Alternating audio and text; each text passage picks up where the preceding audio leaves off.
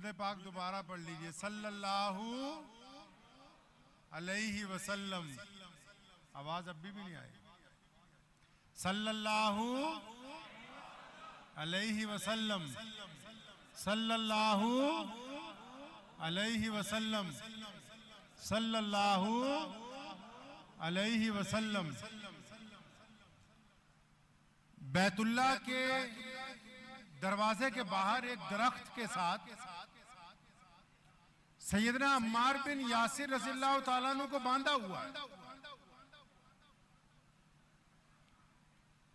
और बड़े बड़े कुफारे मक्का जो उस वक्त के जालिम हुक्मरान थे, वो अम्मार बिन यासिर रज़ियल्लाहु ताला अन्हु को मार रहे हैं। अम्मार गुलाम है। भाई क्यों मार रहे हो? अम्मार बिन यासिर ने चोरी की है, डाका डाला है, किसी को छेड़ा है, बेईमानी की है। नहीं नहीं, अम्मार बिन यासिर मुहम्मदुर रसूलुल्लाह पर ईमान ले आया, इसलिए इसकी पिटाई हो रही है। अब अम्मार बिन यासिर की जब पिटाई हो रही तो वहां से उमैया का गुजरना हुआ। उमैया सैयदना बिलाल रज़ियल्लाहु ताला अन्हु का मालिक है और बिलाल उसके गुलाम है। अब ये तो रवाज पहले भी था, अब भी है कि जब मालिक आगे आगे चलता है तो नौकर पीछे पीछे उसके। अब उमैया चला जा रहा था तो हजरत बिलाल भी पीछे पीछे थे। तो जब उस जगह से गुजरे जहां अम्मार बिन यासिर को अब्दुल्ला बिन जिदान, अबू लहब वो लोग मार रहे थे, तो जब उमैया वहां से गुजरा तो उन्होंने देखा भाई उमैया तो हमारा यार है। उन्होंने उमैया को आवाज दे के बुलाया और कहा ये अम्मार जो है ईमान ले आया, हम इसकी पिटाई करते हैं। ये नबी अलैहिस्सलाम का इनकार नहीं करता। ये जो तुम्हारा गुलाम है बिलाल, ये ताकतवर भी है, इसका जिस्म भी बहुत बड़ा है, कद्दो काट भी बहुत ज्यादा है, अल्लाह ने इसको ताकत दे रखी है। और तुम बिलाल की ड्यूटी क्यों नहीं लगाते, वो अम्मार की पिटाई करे, अम्मार के दुर्रे मारे, ताकि अम्मार खौफ की वजह से इस्लाम से मुनहरिफ हो जाए। चुनाचे उमैया ने सैयदना बिलाल को कहा। उमैया को पता नहीं कि बिलाल भी मुसलमान है। अबू लहब को, उतबा को, वलीद को, अबू जहल को, उनको भी नहीं पता कि बिलाल मुसलमान है। अब उन्होंने सैयदना बिलाल को कह दिया, बिलाल ये यासिर की पिटाई करो, अम्मार बिन यासिर की पिटाई करो। तो अम्मार बिन यासिर रज़ियल्लाहु ताला अन्हु फरमाते हैं कि मैं दरख्त से बंधा हुआ था, मुझे पता था कि बिलाल भी मुसलमान है, क्योंकि मैं और बिलाल छुप छुप कर नमाज पढ़ा करते थे। तो चुनांचे उन्होंने आंखों ही आंखों में इशारा किया। अम्मार बिन यासिर ने सैयदना बिलाल रज़ियल्लाहु ताला अन्हु को आंखों ही आंखों में इशारा किया कि ये लोग जिस तरह कहते हैं आप कर लें और मेरी पिटाई कर दें, कोई हर्ज नहीं, आप मेरे दुर्रे मार दें, मुझे कोई तकलीफ नहीं होगी, मुबादा आपकी जान बच जाए, आपकी जान बच जाए। तो सैयदना बिलाल रज़ियल्लाहु ताला अन्हु आगे बढ़े। जब उन्होंने दुर्रा उठाया ना, अब उमैया, अब्दुल्ला बिन जिदान और अबू जहल, अबू लहब और उसके बेटे, अब वो सारे के सारे इस इंतजार में कि बिलाल अब इसकी पिटाई करेंगे तो ये शायद इस्लाम से मुनहरिफ हो जाएगा। तो सैयदना बिलाल आगे बढ़े, दुर्रा उठाया और दुर्रा उठाने के बाद तेज तेज घुमाने लगे। पहले एक नजर अम्मार बिन यासिर पर डाली, अम्मार बिन यासिर पर एक निगाह डाली और फिर पूरी ताकत के साथ उस दुर्रे को अबू जहल के मुंह पर मारा और फरमाया, तू क्या समझता है कि अम्मार अकेला? मैं बिलाल भी तो अम्मार बिन यासिर के साथ हूं।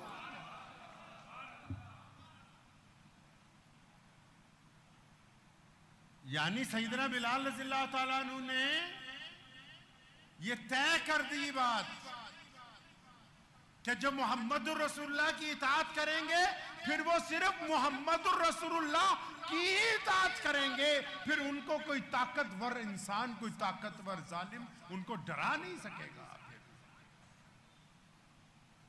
मुसअब बिन उमैर रज़ियल्लाहु ताला अन्हु शहजादे हैं,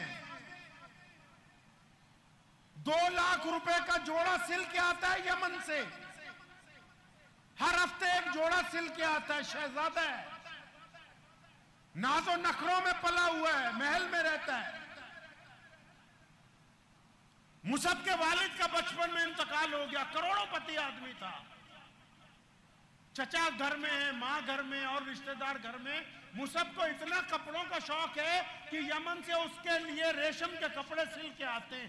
अचानक मुसब की एक दिन मोहम्मद रसूलुल्लाह से मुलाकात हो गई, प्यारे मोहम्मद रसूलुल्लाह से प्यार हो गया, मोहम्मद रसूलुल्लाह से वफादारी का ऐलान कर दिया, मोहम्मद रसूलुल्लाह से इश्क का ऐलान कर दिया। मुसब ने घर आके कहा, अम्मा मैं मुसलमान हो गया। चचा को पता लगा कि तू मुसलमान हो गया। वो कहने लगा, सुन ले, अगर तू ईमान ले आया है तो तेरे बाप के माल पर आज के बाद कोई हक नहीं होगा। चचा का ख्याल था कि ये तो एसी में सोता है, बेहतरीन गाड़ियों में कुजावे लगा के ऊंटों के ऊपर इसके आगे पीछे गुलाम फिरते हैं, रेशम के कपड़े पहनता है, बेहतरीन खाने खाता है। जब इसको मैं ये कहूंगा ना तेरे बाप के माल में तेरी आज से कोई हिस्सेदारी नहीं है, ये फौरन मोहम्मद रसूलुल्लाह से नौज़ुबिल्लाह बगावत का ऐलान करेगा और ये कहेगा, चचा मुझे तो दौलत पसंद है, मुझे तो आप पसंद हैं, कुर्बान जाऊं मुसब बिन उमैर पे। वो फरमाने लगे, चचा तेरी गलत फहमी है, जिन्होंने मोहम्मद रसूलुल्लाह से वफादारी का ऐलान कर दिया उनको दौलत उस वफादारी से रोक नहीं सकती है। मुसब बिन उमैर के चचा को गुस्सा आया, जायदाद से तो बेदखल हो ही गया था, उस वक्त कौन सा कानून था, बस जुबान से कह दिया चला जा। लेकिन जब चलने लगे कहने रुक जा, जेबें खाली कर, क्या है इनमें, जेबों में से जो सामान था वो निकलवा लिया, फिर चलने लगे। चचा को फिर गुस्सा आया, रुक जा, ये कपड़े उतार, ये हमारे पैसों के पहने हुए हैं। मुसब बिन उमैर को अलफ नंगा कर दिया गया। पढ़िए इमाम बुखारी की तारीख। और पूरे बगैर कपड़ों के चचा ने उनको कोठी से बाहर निकाला है, क्योंकि तू मोहम्मद रसूलुल्लाह के पीछे चल पड़ा। मुसब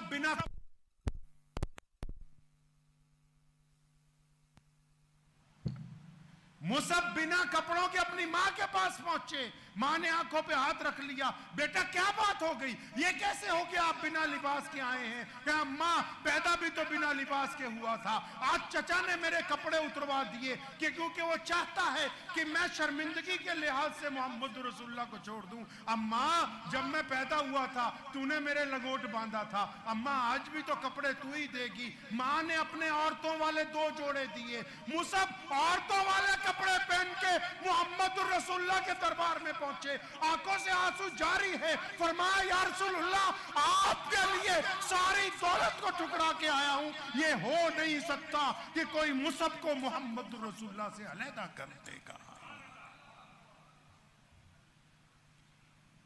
जंग का मौका है, सैयदना अबू दजाना रज़ी अल्लाह ताला अन्हु मशहूर सहाबी हैं, मशहूर सहाबी हैं सैयदना अबू दजाना रज़ी अल्लाह ताला अन्हु। नबी अकरम सल्लल्लाहु अलैहि वसल्लम के करीब पहुंचे, दुश्मन एक तरफ से तीर बरसा रहा है, अबू दजाना मोहम्मद रसूलुल्लाह की तरफ सीना करके खड़े हो गए। पढ़ो तो सही इमाम बुखारी को। अबू दजाना की सारी कमर, सारी पीठ, सारे बाजू तीरों से छलनी हो गए हैं, लेकिन वो ढाल तब तक खड़ी रही जब तक मोहम्मद रसूलुल्लाह सल्लल्लाहु अलैहि वसल्लम बाहिफाजत वहां से चले नहीं गए। किसी ने पूछा, दजाना क्या बात हो गई, तुम तो लोहे की ढाल ला सकते थे। फरमाया, क्या मेरे लिए खुशकिस्मती नहीं होगी कि मेरा जिस्म हो मोहम्मद रसूलुल्लाह की जान की हिफाजत में उसको जख्मी और शहीद कर दिया जाए, तो इससे बड़ी बात अबू दजाना के लिए हो क्या सकती है।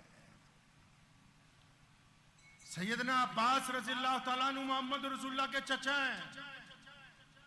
मक्के में रवाज है सूद लेने का, इस्लाम ने इब्तिदा में नहीं, चंद दिनों बाद सूद हराम की जब आयत नाजिल हुई तो हजरत अब्बास का इतना बड़ा कारोबार था सूद का कि रात को नजर आयत नाजिल हुई सूद की कि आज के बाद सूद लेना हराम है, आज के बाद ये लोगों का खून चूसना हराम कर दिया।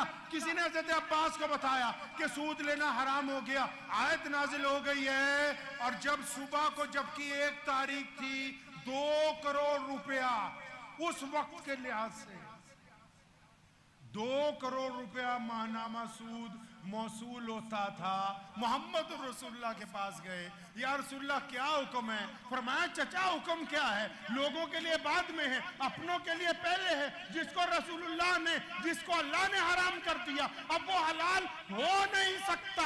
अब्बास रज़ियल्लाहु अन्हु ने एक दफा नहीं कहा कि आपने मेरा 2 करोड़ रुपया जाया हो जाएगा, नहीं। फरमाया आप मेरे भतीजे जरूर हैं, लेकिन आप इमामुल अंबिया हैं, मेरे आका हैं, और मैं आपका गुलाम हूं। जिस तरह आप कहेंगे उसी तरह जिंदगी गुजारी जाएगी। सारे का सारा सूद का माल जो है उसको जाया करने का हुक्म जारी फरमा दिया।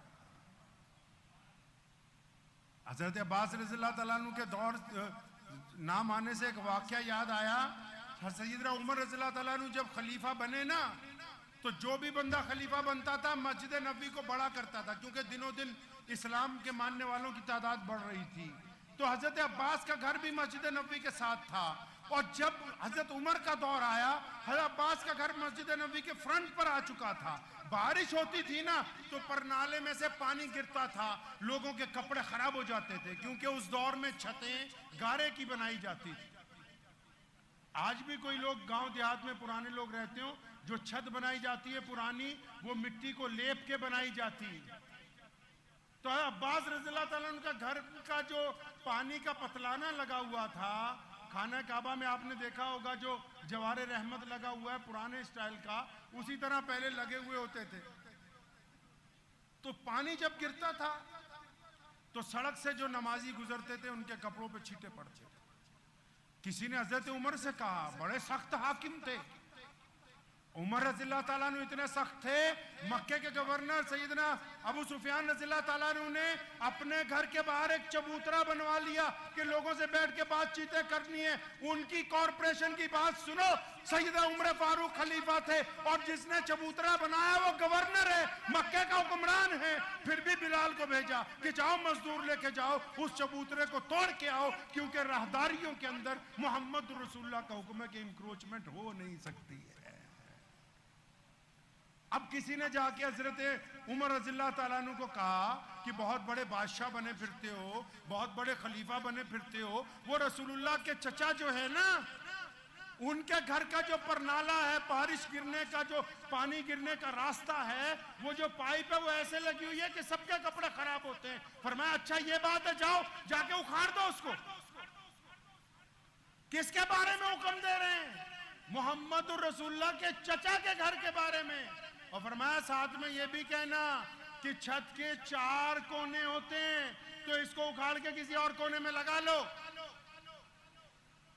अब वो जब कॉरपोरेशन वाले गए, उन्होंने जाके वो परनाला उखाड़ दिया, उस पाइप को निकाल दिया वहां से। तो लोगों ने हजरत अब्बास को कहा कि हजरत वो जो आपके घर का ही परनाला निकाल दिया। फरमाया कोई बात नहीं,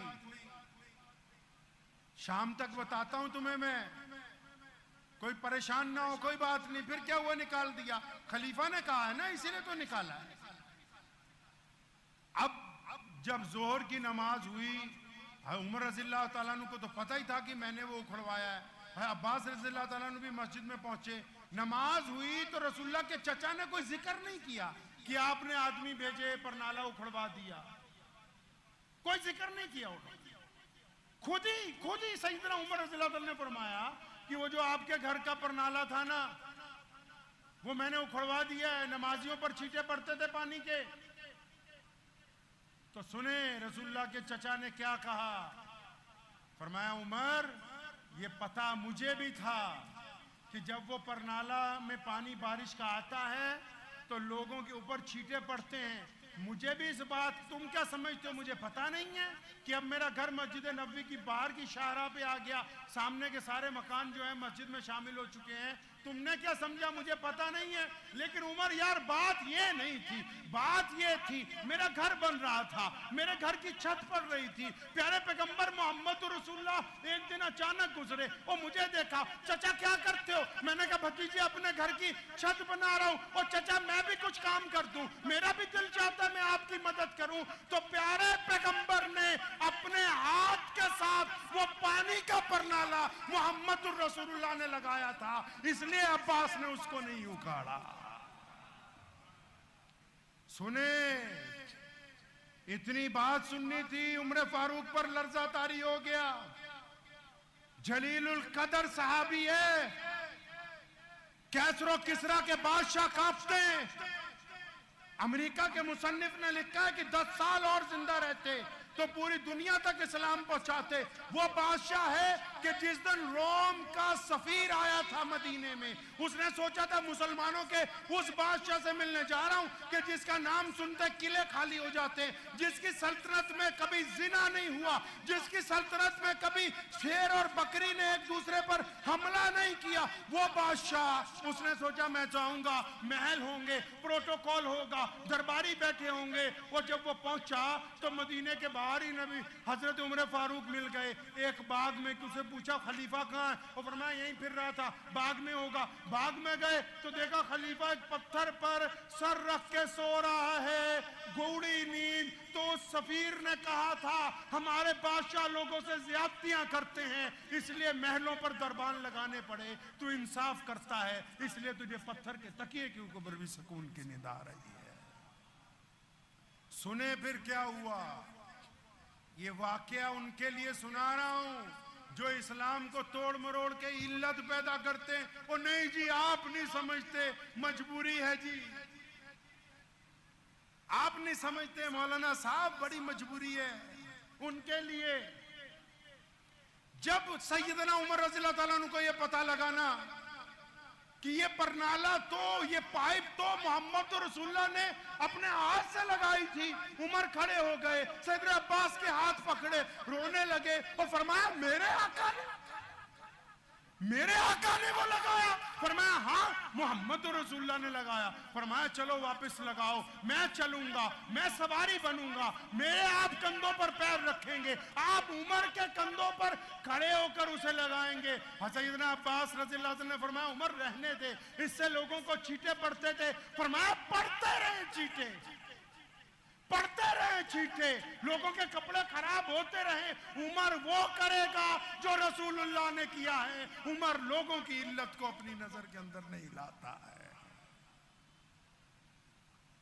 सैयदना मोहम्मद रसूलुल्लाह कहिए सल्लल्लाहु सल्लल्लाहु सल्लल्लाहु सल्लल्लाहु।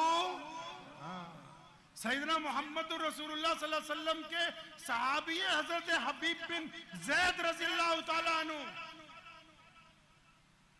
सैयदना हबीब बिन ज़ैद छाबड़ी में रख के खजूरें बेचते हैं। ये आप लोगों को मैं 1400 साल पीछे इसलिए ले जा रहा हूं कि आप 1400 साल के बाद ये भूल गए कि मोहम्मद रसूलुल्लाह सल्लल्लाहु अलैहि वसल्लम की शख्सियत कैसी थी। आपको मसले पता है, आपको फतवे पता है, आपको तनकीद पता है, आपको एक दूसरे की दुश्मनी पता है, आपको नमाज में रफ़ादैन या रफ़ादैन ना करने का तरीका पता है, आपको मोहम्मद रसूलुल्लाह की सुबह शाम पता नहीं है।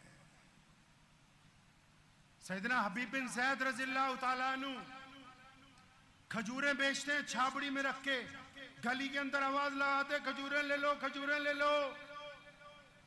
नमाज मस्जिद नबी में पढ़ते हैं। मस्जिद नबी में जब नमाज पढ़ने एक दिन आए तो मस्जिद नबी में नमाज के बाद प्यारे नबी सल्लल्लाहु अलैहि वसल्लम की बात हो रही है। भाई आप लोग बैठ जाइए 2 मिनट, ये कागज भी रख लीजिए, बैठ जाओ, बैठ जाइए, अभी बैठ जाइए। आप भी तशरीफ रखिए, सब लोग, बच्चे आप भी बैठ जाइए।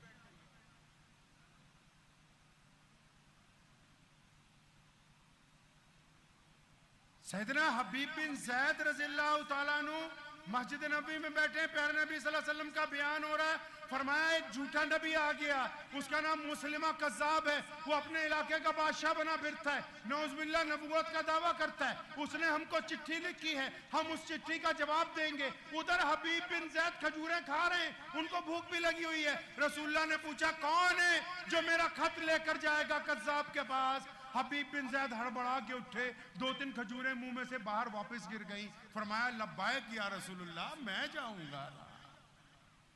साथ में जो सहाबा बैठे थे ना, वो हंसने लगे, भले आदमी खजूर तो खा लेता, उसके बाद कह देता। फरमाया अच्छा इतना इंतजार करता तो तुम में से कोई और ना लब्बाइक कह देता।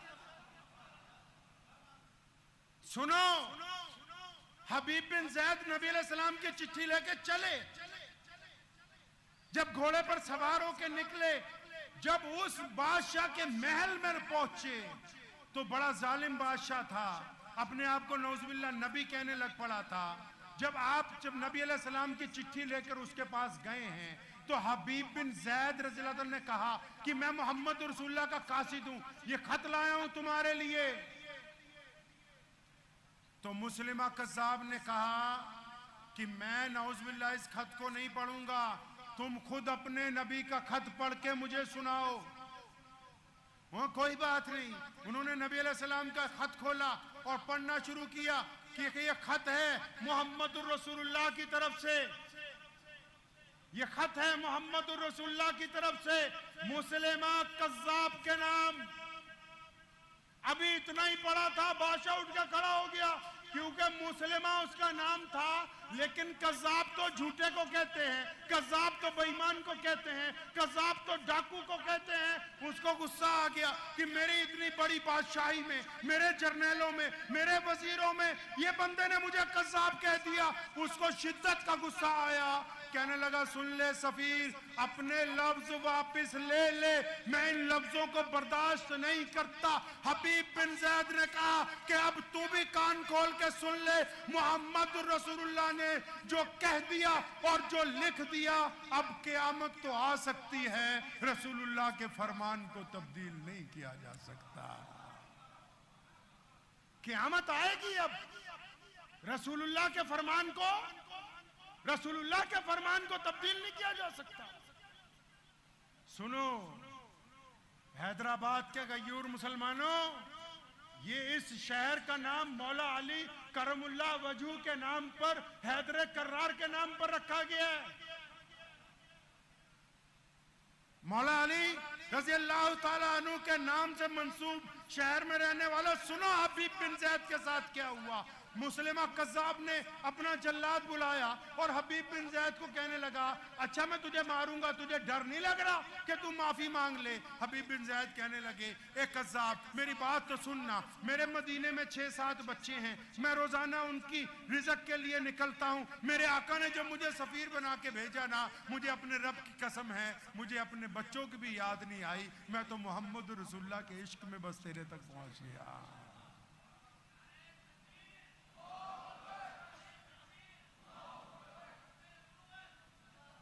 हबीब बिन जैद के लिए जल्लाद बुलाया गया, दोनों हाथ, जिस तरह आप चांपे बनवाते हो ना जाके कसाई के पास, दोनों हाथ सामने रख के उनको उंगलियों से काटना शुरू किया। एक एक दफा एक एक उंगली काटी जाती है। हबीब बिन जैद से पूछा जाता है कि अब तुमको डर लग रहा है, अब तुम अल्लाह के रसूल से नौज़ बिल्लाह अपनी गद्दारी का ऐलान करोगे। हबीब बिन जैद हर बार कहते हैं अशहदु अन्ना मुहम्मदन अब्दुहु व रसूलुहु, मैं तो गवाही देता हूं कि मेरे पैगंबर जैसा और कोई नहीं है। दोनों बाजू कंधों तक, दोनों पैर घुटनों तक हबीब बिन जैद गिर गए। और फिर बादशाह ने गर्दन कटवाने से पहले भी पूछा क्या डर नहीं लगता? फरमाया नहीं, जिन्होंने मोहम्मद रसूलुल्लाह से वफादारी का ऐलान कर दिया हो उनको फिर दुनिया की किसी बात से डर नहीं लगता है। एक सहाबी हैं सैयदना अमर बिन वहब रज़ी अल्लाह ताला अन्हु, और कबीरा बनु सलीम के एक सहाबी हैं हज़रत साद रज़ी अल्लाह ताला अन्हु। साद काला सा है, ज्यादा खूबसूरत नहीं है। एक दिन मोहम्मद रसूलुल्लाह के पास आया कि या रसूलुल्लाह, मेरा शादी करने को दिल चाहता है, कोई लड़की नहीं मिलती, गरीब भी हूं, काला भी हूं, कोई अपनी बेटी का रिश्ता देने के लिए तैयार नहीं है। नबी अलैहिस्सलाम ने इधर उधर देखा, फरमाया वो अमर कहां है? जलीलुल कदर साहबी हैं, सैयदना अमर रज़ी अल्लाह ताला अन्हु जलीलुल कदर साहबी। फरमाया अमर कहां है? अभी यहीं थे। या रसूलुल्लाह घर चले गए। अच्छा जाओ उसके घर का दरवाजा खटखटा के कहो कि मोहम्मद रसूलुल्लाह ने कहा कि अपनी बेटी साथ के निकाह में दो, अपनी बेटी का निकाह करो साथ के साथ। वो पहुंच गए दोपहर के वक्त, दरवाजा खटखटाया, सैयदना अमर रज़ी अल्लाह ताला अन्हु बाद में बाहर आए, फरमाया मैं रसूलुल्लाह का फरमान लेके आया हूं, प्यारे पैगंबर का फरमान लाया हूं। भाई क्या फरमान लेके आए हो? उनके लिए तो जान भी हाजिर है। और फरमाया प्यारे पैगंबर ने कहा ये जो तुम्हारी शहजादी है इसका निकाह मेरे साथ कर दो। आप भी बेटियों के बाप हैं, रिश्ता करने से पहले कितनी बार सोचते हो? मोहम्मद रसूलुल्लाह सल्लल्लाहु अलैहि वसल्लम भी तो वो बाप हैं बेटी के कि अल्लाह ताला ने कह दिया कि सैयदा फातिमा का रिश्ता मौला अली से होगा। फिर भी अपनी बेटी को पूछने गए कि मैं तेरा रिश्ता अली के साथ करने लगा हूं, ए मेरे पुत्रा, ए मेरी जान के टुकड़े, क्या तुझे मंजूर है? बाप तो बाप ही होता है ना, माँ से भी इसका दर्जा बुलंद है। माँ जब बच्चे को उठाती है ना, वो अपने गोद में उठाती है 24 महीने अपनी गोद में, और बाप जब भी अपनी बेटी को, जब भी अपने बेटे को उठाता है उनको अपने कंधों पर रखता है, क्योंकि माँ सिर्फ ये चाहती है कि ये दुनिया की मुसीबतों से बचा रहे, लेकिन बाप ये चाहता है कि जहां तक मैं नहीं देख सकता मेरी औलाद मुझसे आगे वहां तक देखने के काबिल हो जाए। मोहम्मद रसूलुल्लाह ने हुक्म दे दिया। अब जब ये फरमान पहुंचा चुप हो गए 1 मिनट के लिए भी। क्या करना है? बेटी को पूछना है, बीवी को पूछना है कि बनु सलेम का काला आदमी जो जिसको मदीने में किसी ने लड़की नहीं दी, वो इतने बड़े सहाबी की शहजादी का रिश्ता लेने आ गया। अभी सोच ही रहे हैं, अंदर से शहजादी ने आवाज मारी, अब्बू जी क्या बात है, मेरे आका ने क्या हुक्म भेजा है? प्यारे मोहम्मद सल्लल्लाहु अलैहि वसल्लम ने क्या हुक्म भेजा? फरमाया बेटी हुक्म आया कि तेरा निकाह मैं इसके साथ कर दूं, कुर्बान जाऊं उस बेटी के ऊपर भी। कहने लगी अब्बा जी अगर मोहम्मद रसूलुल्लाह ने कहा है तो हक कहा है, सच कहा है, आप मेरा निकाह जो है इस शख्स के साथ करवा दीजिए। अस्मा बिनते अबू बकर रज़ी अल्लाह ताला अन्हा मशहूर सहाबिया हैं। जब नबी अलैहिस्सलाम गार में थे कौन जाता था खाना देने? वो कौन सी बेटी है जिसको अबू जहल ने कई दफा मारा? वो कौन सी बेटी है जो जख्मों से चूर होकर घर पहुंची, फिर दोबारा खाना बनाया, फिर मोहम्मद रसूलुल्लाह को और अपने वालिद को गार के अंदर खाना पहुंचाने गई है? रसूलुल्लाह ने हजरत अबू बकर को एक दिन बुलाया, फरमाया वो जुबैर है ना? जी या रसूलुल्लाह मैं जुबैर को जानता हूं, जरा तुर्श मिजाज के हैं, जरा गुस्से वाले मिजाज के हैं। फरमाया हाँ हाँ वो जो जुबैर है ना, जुबैर बिन अवाम मेरी फूफी का बेटा है, ये जो तुम्हारी अस्मा है इसका निकाह उसके साथ होगा। अबू बकर गए हैं अपने घर पे, कहा अस्मा रसूलुल्लाह ने तेरे लिए रिश्ता तय कर दिया। कहने लगी नाम भी नहीं पूछा। फरमाया अब्बा जी आप तो रसूलुल्लाह के आशिक हैं ही हैं, हम भी तो रसूलुल्लाह की जानिसार हैं। प्यारे पैगंबर ने अगर कहीं रिश्ता किया है तो बिल्कुल दुरुस्त किया है। प्यारे नबी हज़रत मोहम्मद रसूलुल्लाह सल्लल्लाहु ताला अलैहि वसल्लम की हयात मुबारका में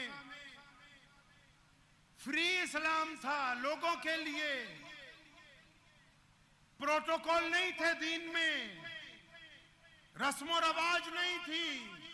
आपके पास अगर आपका बेटा आए, आपके पास आपके मोहल्ले का कोई बंदा आए और आके आपको ये कह दे कि मेरा जिना करने को दिल चाहता है, आप क्या किसी बड़े मौलवी के पास चला जाए तो उसके चेले थप्पड़ मार के निकालेंगे? हजरत जी के सामने कैसी बात करती?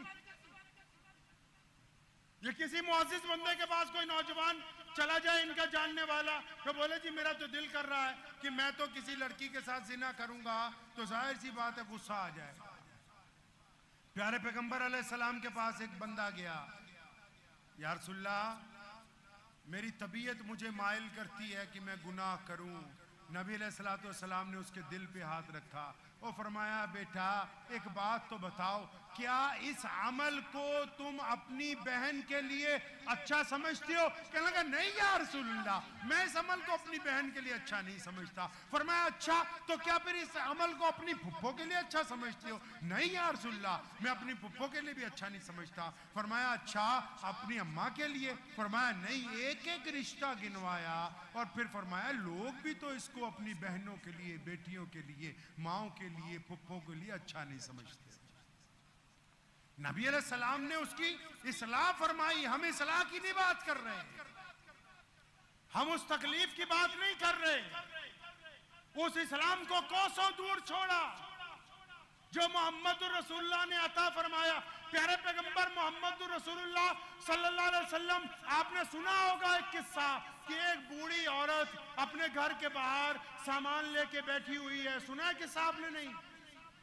एक बूढ़ी औरत अपनी गठरियां लेके बैठी है, उठा ली और वो उसके साथ चल पड़े। अब सारे रास्ते अम्मा जो है वो नाराजगी का इजहार कर रही। किससे? कहने लगी मक्के में एक ऐसा बंदा आ गया जो एक खुदा की बात करता है, एक ऐसा आ गया जो हमसे हमारा दीन छुड़वाना चाहता है। सारे रास्ते पैगंबर आजम सल्लल्लाहु अलैहि वसल्लम की बुराई, नबी अलैहिस्सलाम उसकी बात सुनते जा रहे हैं। नबी अलैहिस्सलाम उसकी बात सुनते जा रहे हैं। उस मुकाम पर पहुंचे जहां उसका तो प्यारे पैगंबर सल्लल्लाहु अलैहि वसल्लम ने इजाजत चाही। अम्मा जी इजाजत है, मैं चली जाऊं, मैं चला जाऊं। उस माँ ने कहा, उस बुढ़िया ने कहा कि नहीं नहीं, जाने से पहले मुझे अपना नाम बता के जाओ। हमारा तो नाम अगर इश्तिहार में छोटा हो जाए ना, है जी हैदराबाद वालों, अगर इश्तिहार में नाम छोटा छप जाए, का खालू का नाम अगर छोटा ऊपर नीचे हो जाए प्रोटोकॉल के, तो मसला खड़ा हो जाता है। वो औरत कह रही है अपना नाम बताओ। प्यारे पैगंबर फरमाते हैं अम्मा नाम में क्या रखा है, नाम में क्या रखा है, काम हो गया, बात खत्म।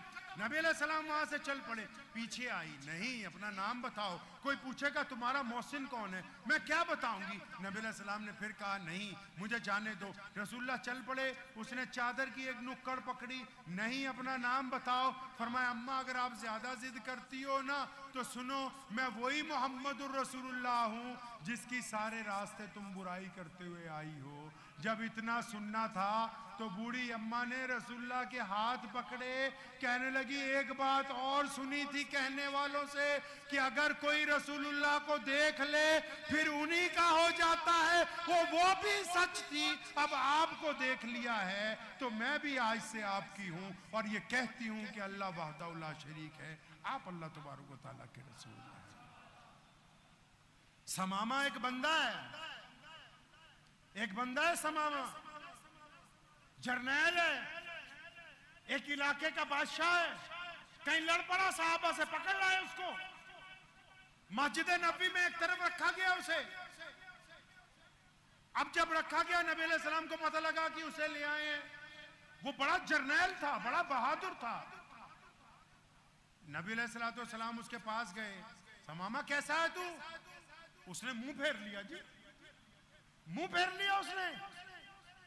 कहने लगा कैदी कैसे होते हैं, कैदियों का क्या हाल चाल पूछना। तो नबी अलैहिस्सलाम वहां से वापस आ गए। दूसरे दिन फिर गए, पूछा कैसा है, फिर उसने मुंह फेर लिया। फरमाया इधर मेरी तरफ देखो तो सही, मेरी तरफ देखो। नऊज़ुबिल्लाह उसने कहा, उस जर्नैल ने कहा कि मैंने कैसरो किसरा को भी देख रखा है, नऊज़ुबिल्लाह आपको नहीं देखूंगा। नबी अलैहिस्सलाम इतनी सी गुफ्तगू के बाद फिर आ गए। तीसरे दिन गए, क्या हाल है, कैदियों का क्या हाल पूछते हो। फरमाया इधर देखो, कहा नहीं देखूंगा। सहाबा को बुलाया और फरमाया मैं इसको रिहा करता हूं। उस दौर में कैदी पकड़ा जाए तो जिजिया लेते थे, जंगी कैदी पकड़ा जाए तो उसकी खाल उधेड़ते थे, जंगी कैदी पकड़ा जाए तो उसके जिस्म का एक आधा हिस्सा काट के उसको जिंदगी भर के लिए अपाहिज बना देते थे।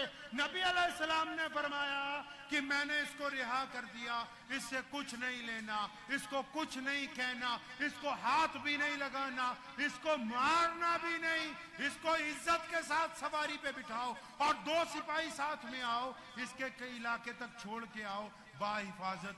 जब इतना कहा ना प्यारे पैगंबर ने और वहां से हटने लगे, समामा कहता है मैंने बड़े बड़े लोग देख रखे थे। जब ये बात सुनी कि इतना फराख दिल इंसान, क्या इतने बड़े दिल का मालिक, इतने बड़े जिगर का मालिक कि एक कैदी को, और कैदी भी वो कि जिसकी बदौलत मुल्क मिल सकता है, कहने लगे मेरे दिल ने मुझे मजबूर किया कि एक दफा निगाह से चेहरा तो देख ले। और कहने लगा मैंने एक झलक देखी मोहम्मद रसूलुल्लाह के चेहरे की और फौरन कूद के घोड़े पर सवार हुआ। कहने लगा खुदा की कसम खा के कहता हूं, घोड़ा तेजी से मदीने की बाहर की तरफ जा रहा था, मेरा दिल उससे ज्यादा तेजी से मोहम्मद रसूलुल्लाह की तरफ वापस आ रहा था। और फिर वापस आया मोहम्मद रसूलुल्लाह के पास, बैत की है रसूलुल्लाह सल्लल्लाहु अलैहि वसल्लम के दस्ते मुबारक पर। सैयदना अबू नसीर रज़ी अल्लाह तआला अन्हु मजलूम सहाबी है, 2 महीने से जंजीरों में जकड़ा। कब गुफारे मक्का ने एक दिन जंजीरें तोड़ दी। जंजीरें तोड़ने के बाद मदीने के लिए निकले। कई हफ्तों का सफर करके मदीने के लोगों ने कहा, जिस दिन अबू नसीर मदीने में दाखिल हुआ था पैर इतने जख्मी थे कि जिस गली से गुजरता था खून के निशान पड़ जाते थे। अभी मस्जिद नबी में पहुंचा, पीछे से मक्के के 2 सिपाही आ गए। उन्होंने कहा या रसूलल्लाह, आपने वादा किया था कि मक्के में आपका दखल नहीं, मदीने में हमारा नहीं, मक्के से कोई भाग के आएगा आप हमें वापस दोगे। ये कहती हमारा भाग के आया वापस दो। अंदाजा लगाओ, रसूलुल्लाह का सहाबी हो, 2 महीनों से जंजीरों में जकड़ा हो और फिर पैदल मक्के से मदीने आया हो, पैर जख्मी, जिस्म जख्मी, और अभी आके सांस भी नहीं लिया, पानी भी नहीं पिया। उधर दुश्मन ने मुतालबा कर दिया। रसूलुल्लाह ने कहा अबू नसीर, मेरा वादा है दुश्मन के साथ, बेटा तुमको तो अब वापस जाना ही पड़ेगा। वो चला गया। नबी सल्लम की आंखों से आंसू छम छम जारी हैं। मस्जिद नबी में बैठ गए, दोनों हाथ उठाए कि अल्लाह मेरे अबू नसीर की हिफाजत फरमाना। उधर क्या हुआ, अबू नसीर निकला। उन सिपाहियों ने जो मक्के से आए थे, अबू जहल के सिपाही, उन्होंने तंज की, उन्होंने ताना मारा। सुने, आप अगर किसी मौलवी के साथ चंद साल लगाओगे, किसी लीडर के साथ चंद साल लगाओगे, किसी बड़े आदमी के साथ चंद साल लगाओगे, अगर वो एक दिन आपकी कदर ना करे या एक दिन आपकी बात सुनी अनसुनी कर दे, फौरन बगावत का ऐलान कर दोगे। इधर अबू नसीर को दोनों सिपाहियों ने कहा नाउज बिल्ला, वो देख लिया तू मक्के से भाग के गया था और तेरे नबी के पास तुझे लेके अभी तू पहुंचा ही था, पीछे से हम चले गए, वहां तो सरकार भी उनकी थी, उन्होंने तुझे फिर भी हमारे हवाले कर दिया। कहने लगे अबू नसीर रज़ियल्लाहु ताला अन्हु, बदबख्तो अपनी जुबान बंद कर लो। आज तो अबू नसीर का ईमान और बढ़ गया कि मेरे आका ने जो वादा मक्के में किया था वो इस हालत में भी उस वादे को निभाते हैं। मेरी वापसी से मेरा ईमान बढ़ गया कि मोहम्मद रसूलुल्लाह जो कह दे उससे पलटने वाले नहीं है। और अभी वो बातें ही कर रहे थे, अबू नसीर ने उन्हीं का खंजर लेके उन दोनों सिपाहियों को निपटाया और फिर न मक्के गए न मदीने आए, जंगल में वक्त गुजारा। अल्लाह की मदद शामिल हाल रही। ये इतने बहुत से वाकयात अगर मैं अब सुनाने लगूंगा सीरत की बात तो सुबह से शाम हो जाएगी। हैदराबाद के गयूर मुसलमानों, ये दास्तान खत्म होने वाली नहीं है। आपको पता है कि आज से 1450 साल पहले क्या हुआ? कभी आपने सोचा कि इस्लाम दुनिया का सबसे बड़ा दीन क्यों बना? कभी आपने जोर लगाया अपने दिमाग पर कि इस्लाम आज दुनिया का सबसे बड़ा धर्म है? क्या बात है इस्लाम में? क्या इस्लाम शमशीर के जोर से मजहब बना है? क्या इस्लाम के पास बहुत बड़ी ताकतें हैं, दौलत है? नहीं, आपने मोहम्मद रसूलुल्लाह के किरदार को नहीं पढ़ा। आइए 1450 साल पीछे सिर्फ चंद लम्हों के लिए लेके चलता हूँ। मक्का है, कोई बेटी पैदा होती है ना जब मक्के में, तो उसको भाग के रेत में दबा के आते हैं कि अगर ये बेटी जवान होगी तो किसी को हमें अपना दामाद बनाना पड़ेगा। वहां से 500 किलोमीटर एक शहर है यशरब, यशरब शहर का नाम है। वहां जो यहूदी बादशाह शमून, उसने कानून बनाया, शादी किसी की भी हो, दुल्हन 1 महीना पहले महल में रहेगी। यशरब से 1000 किलोमीटर आगे कैसर किसरा, उन्होंने कानून बनाया अपने मुल्क में कि जितने 99% लोग हैं वो फल उगाएंगे, सब्जियां उगाएंगे, अनाज उगाएंगे, लेकिन जंगल में, यानी वो जिम्मेदारी में ही रहेंगे, शहर में नहीं आ सकते क्योंकि उनकी नस्ल हमसे मेल नहीं खाती।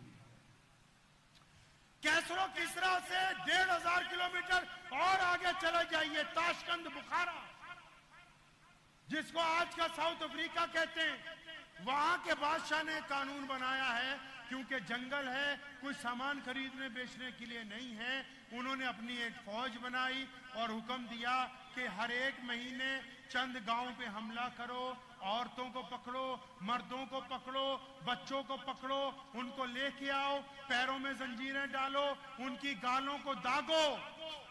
उनके शहजादे और शहजादियां क्या खेल खेलते हैं, वो क्योंकि चाहते हैं कि हम गद्दे पे बैठे रहें, कुछ इंटरटेनमेंट के लिए नहीं है।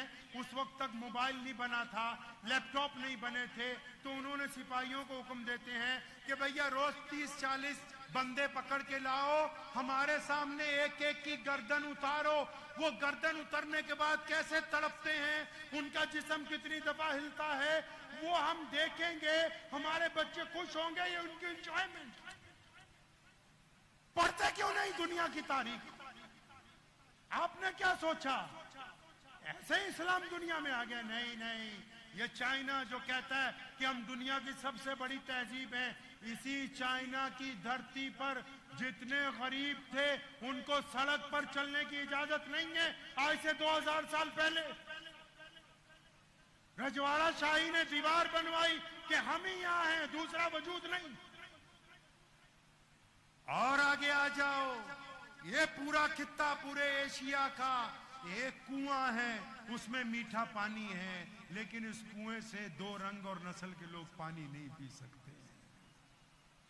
और आगे जाओ, जिसको उंदुलुस कहते हैं आज के दिन में, जिसका नाम स्पेन है, स्पेन से फ्रांस जाओ, फ्रांस से आप बर्तानिया चले जाइए, जिसको यूनाइटेड किंगडम कहते हैं। अगर आप वहां मजदूर हैं, अगर आप खेती में काम करते हैं और आपके बच्चों को खाना नहीं मिला, भूख से आपके बच्चे 1 हफ्ते में मर रहे हैं, और आपने अदालत में ये दरखास्त लगा दी ना कि जी हमारा मालिक हमको खाना नहीं देता, तो जज ने ये उस दौर में फैसला किया कि क्योंकि तुम्हारा रंग इंसानों से नहीं मिलता, क्योंकि तुम्हारी जात इनसे नहीं मिलती, क्योंकि तुम्हारी नस्ल इनसे नीची है, इसलिए तुम इनके खिलाफ मुकदमा नहीं कर सकते हो।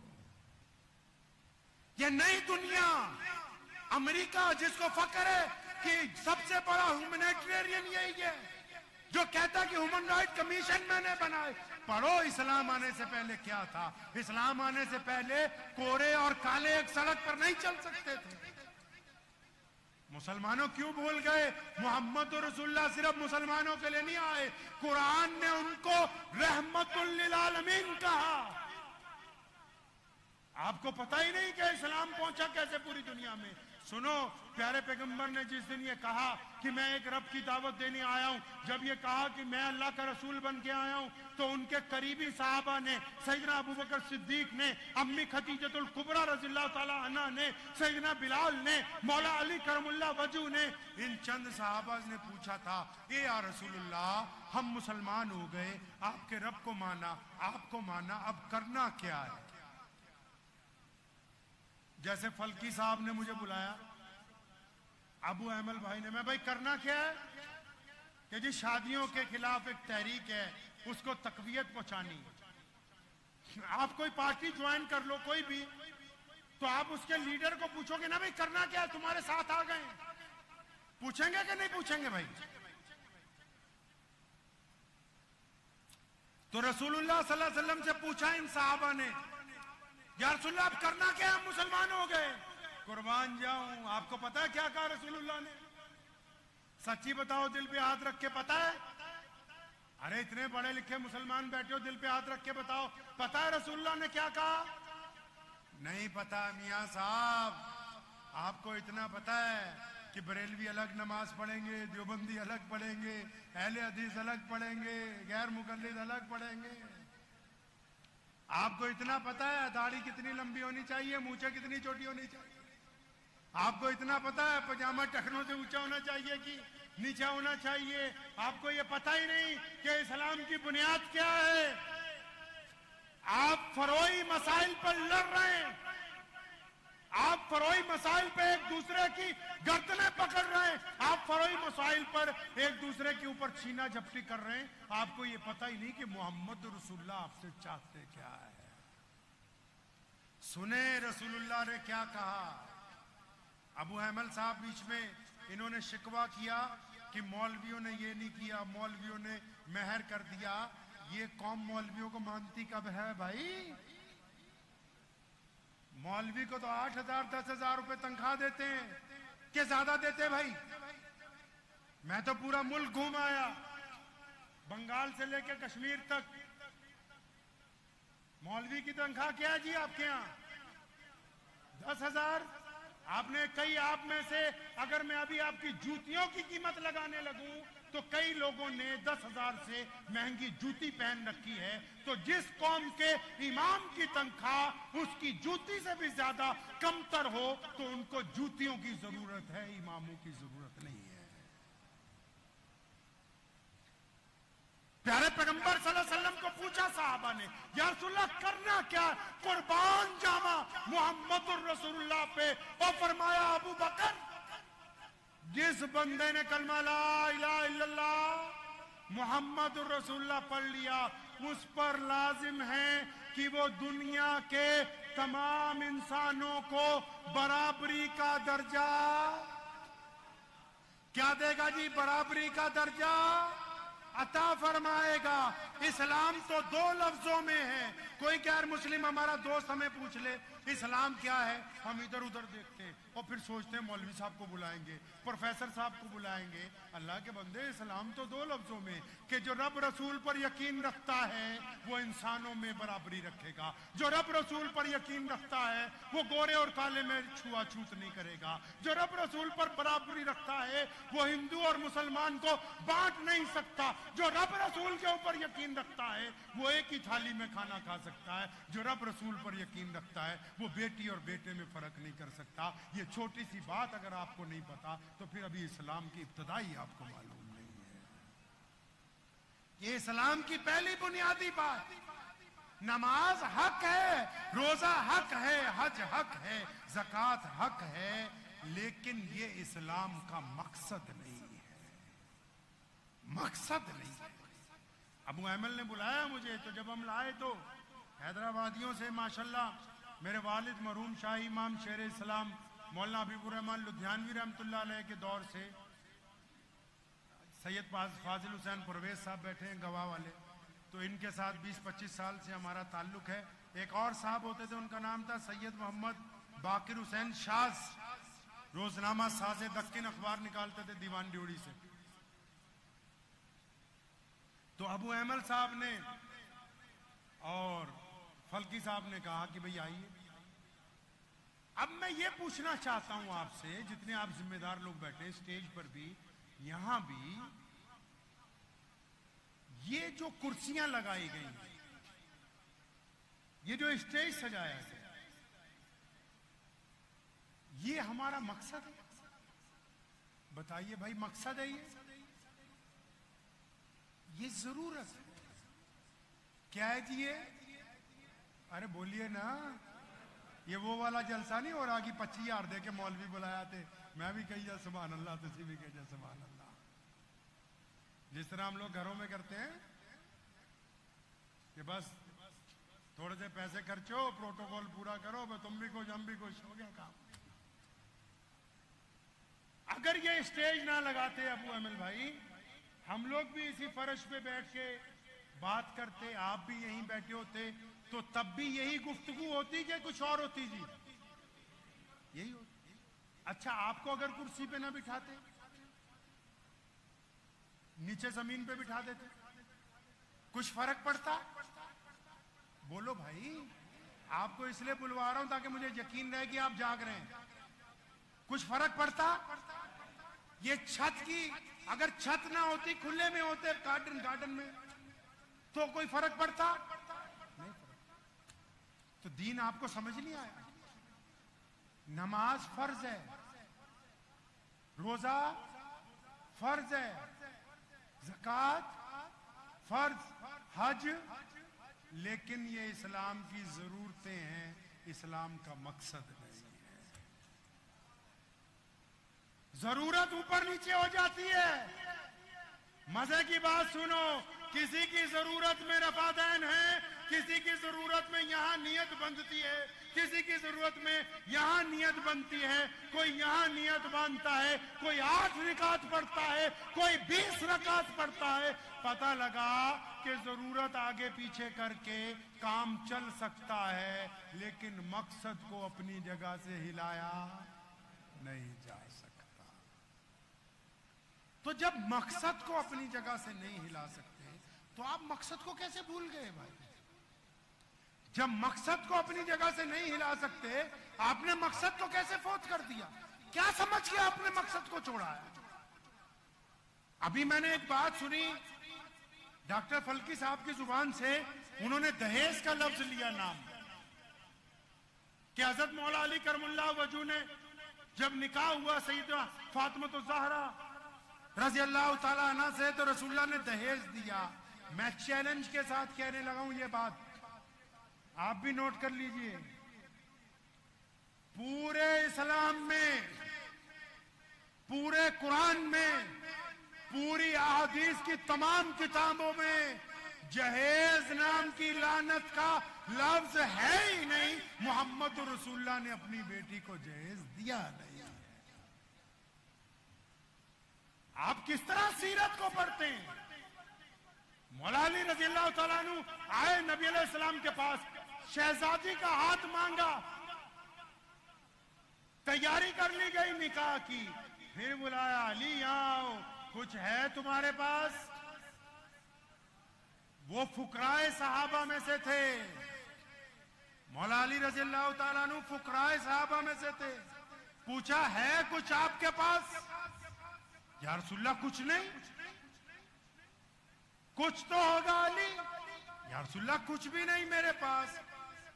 अच्छा, वो एक जीरा थी ना जंग में, जो जैकेट पहन के लड़ाई लड़ी जाती है लोहे की, वो जीरा है ना एक? हाँ या रसूलुल्लाह वो जीरा है। फरमाया ले आओ। वो जीरा आ गई। फरमाया इसको बाजार में बेच के आओ। सुनो, जो मौलवी या दीनदार लोग ये जिन्होंने बात बनाई खुशी से जहेज की, अगर जहेज देना होता तो प्यारे पैगंबर मोहम्मद रसूलुल्लाह सल्लल्लाहु अलैहि वसल्लम अपनी बेटी को देते, और फिर जैसा वो जहेज देते क़यामत तक कोई दे नहीं सकता था। कोई दे नहीं सकता। आपको पता है ये बात? उमैया इस्लाम का दुश्मन, उतबा इस्लाम का दुश्मन, अबू लहब इस्लाम का दुश्मन, अब्दुल्ला बिन जिदान इस्लाम का दुश्मन, उनके पास एक बंदा पहुंचा कि हमारे अबू जहल ने पैसे मार लिए। उन्होंने मोहम्मद रसूलुल्लाह की तरफ इशारा किया, वहां जाओ, वो दिलवा देंगे। इन दुश्मनों का भी ईमान है कि रसूलुल्लाह के दरवाजे पर कोई जाए तो खाली वापिस आ नहीं सकता। और रसूलुल्लाह ने दिलवाए। फिर नबी अलैहि सलाम ने उसको दिलवाए पैसे, और खुद प्यारे पैगंबर ने कहा, आयशा रज़ी अल्लाह ताला अन्हा हमारी माँ को कहा, फरमाया अगर मैं चाहूं, मेरे रब मुझे इतनी कुदरत देता है, अगर मैं ये चाहूं कि दौलत अगर मेरे साथ आ जाए, तो फरमाया ये जो पहाड़ है ना, जब मैं चलूं तो ये सोने और चांदी के बन के मेरे साथ चला करें, जहां जितनी जरूरत हो उतना खर्च दिया जाएगा। कौन कहता है दहेज दिया? किस किताब में लिखा है? एक पैसा मोहम्मद रसूलुल्लाह ने नहीं लगाया।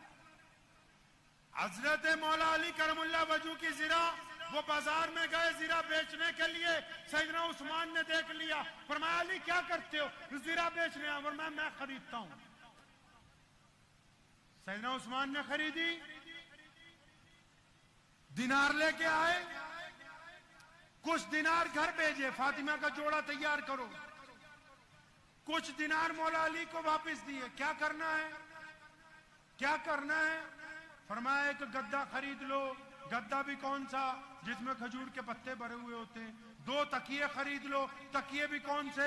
जिनमें फूस भरा हुआ होता है। एक मशकीज़ा खरीद लो। मशकीज़ा किस लिए? ताकि पानी रख लें घर में। और एक आटा पीसने के लिए चक्की खरीद लो। ये 4 चीजें हैं जिसको आजकल के डुप्लीकेट लोग दहेज फातिमा का नाम देते हैं। रसूलुल्लाह ने इन 4 चीजों पे अपने पैसे खर्च नहीं किए, मौला अली ने अपने मेहर में से ये चीजें खरीदी। खुशी का दहेज। एक बात बताइए, आप लोग शायद कुछ लोग जानवर पालते हो, बकरा ईद के लिए कुछ लोग घरों में जानवर पाल लेते हैं। ईमानदारी से दिल पे हाथ रख के बताओ, जो अपने घर का पला हुआ जानवर है, जब उसकी कुर्बानी का वक्त आता है, दिल पे क्या गुजरती? बताओ तो सही, क्या बच्चों पे नहीं गुजरती, आप पे नहीं गुजरती? क्या आप खुद वो गोश्त खा लेते हैं? ज्यादातर लोग उसे तकसीम कर देते हैं, जो अपने हाथ से पाला हुआ हो। एक बात तो बताओ अक्लमंद लोगों, ये जो शादी होने के लिए जा रही है, ये जो बेटी जिसको हमने अपने जिगर से लगा के बचपन में पाला, जिसको 20 साल 22 साल 25 साल एक बाप ने अपनी शहजादी बना के रखा, जिस दिन उसकी रुखसती का दिन होता है, वो उस बाप के दिल में शादीमाने बजने का दिन है, या उसका बाप का दिल अंदर से रो रहा होता है कि मैंने अपना जिगर का टुकड़ा आज देना? बताओ तो सही, वो दिन कौन सा होता है? मान लिया अफसोस का दिन नहीं है, बाप को खुशी है, लेकिन खदशा भी है कि जाके बसेगी तो बसेगी कैसे? वो खुशी का दिन नहीं होता। जो बेगैरत लोग जाते, पूरे कुरान में, पूरी हदीस में बारात का लफ्ज नहीं है।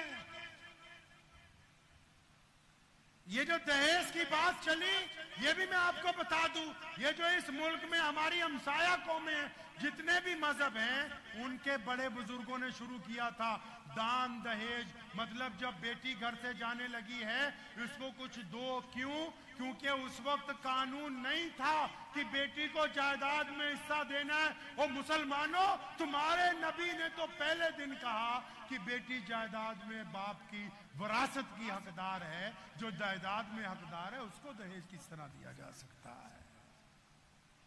हमारी हुकूमत ने अब 2006 में या 7 में, मुझे याद है, हमारे भारत सरकार ने कानून बनाया कि बेटी भी जायदाद के अंदर हिस्सेदार होगी। लेकिन पहले दहेज इसलिए बनाया था कि बेटी जा रही है, माँ बाप चाहते थे अपनी जिंदगी में तो कुछ दे दें, लेकिन आपके नबी ने तो आपको पहले ही बता दिया था कि ये जो तुम्हारी बेटी है, ये जो तुम्हारी शहजादी है, तुम करोड़पति भी बन जाओ, अरबपति भी बन जाओ, जब तुम्हारी वसीयत तकसीम होगी, जब तुम्हारी जायदाद तकसीम होगी, तुम्हारे बेटों के साथ साथ तुम्हारी शहजादियों को हिस्सा देंगे हम।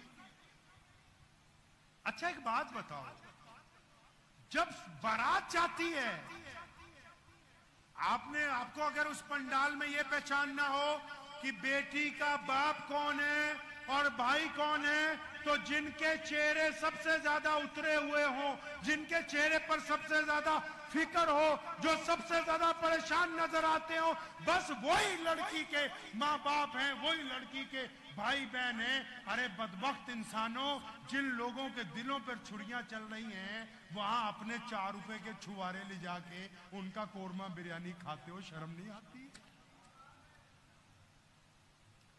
दस्तूर तो देखिए क्या बनाया, छुआरे हमारे। दस्तूर देखिए क्या बनाया इन्होंने, 50 लाख की शादी और छुआरे दुल्हनियां। कितने के छुआरे ले आए भाई? 2000 के, 2500 के, 3000 के? नहीं भाई, छुआरे हम। अगर मर्द किसको कहते हैं पता है?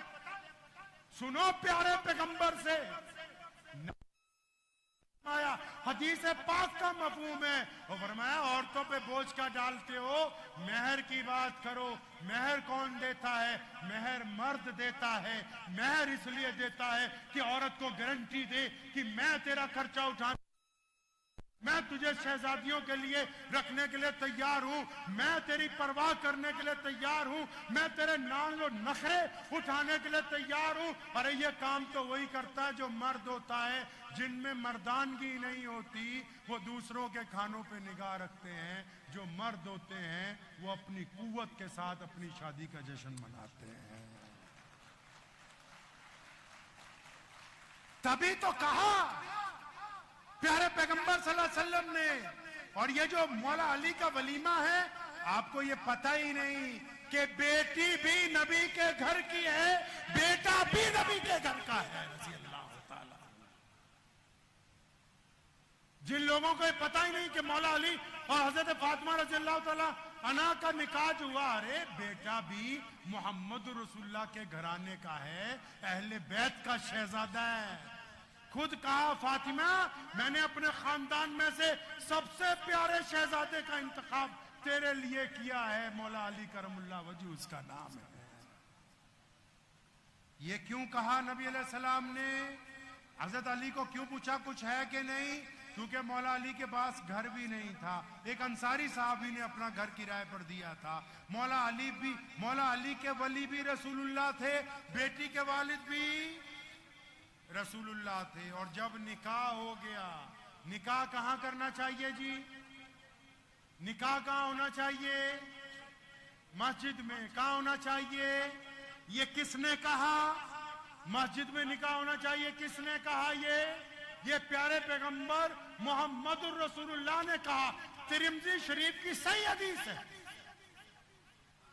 प्यारे पैगंबर ने कहा कि चलो मस्जिद में निकाह करो, मुस्तहिब है।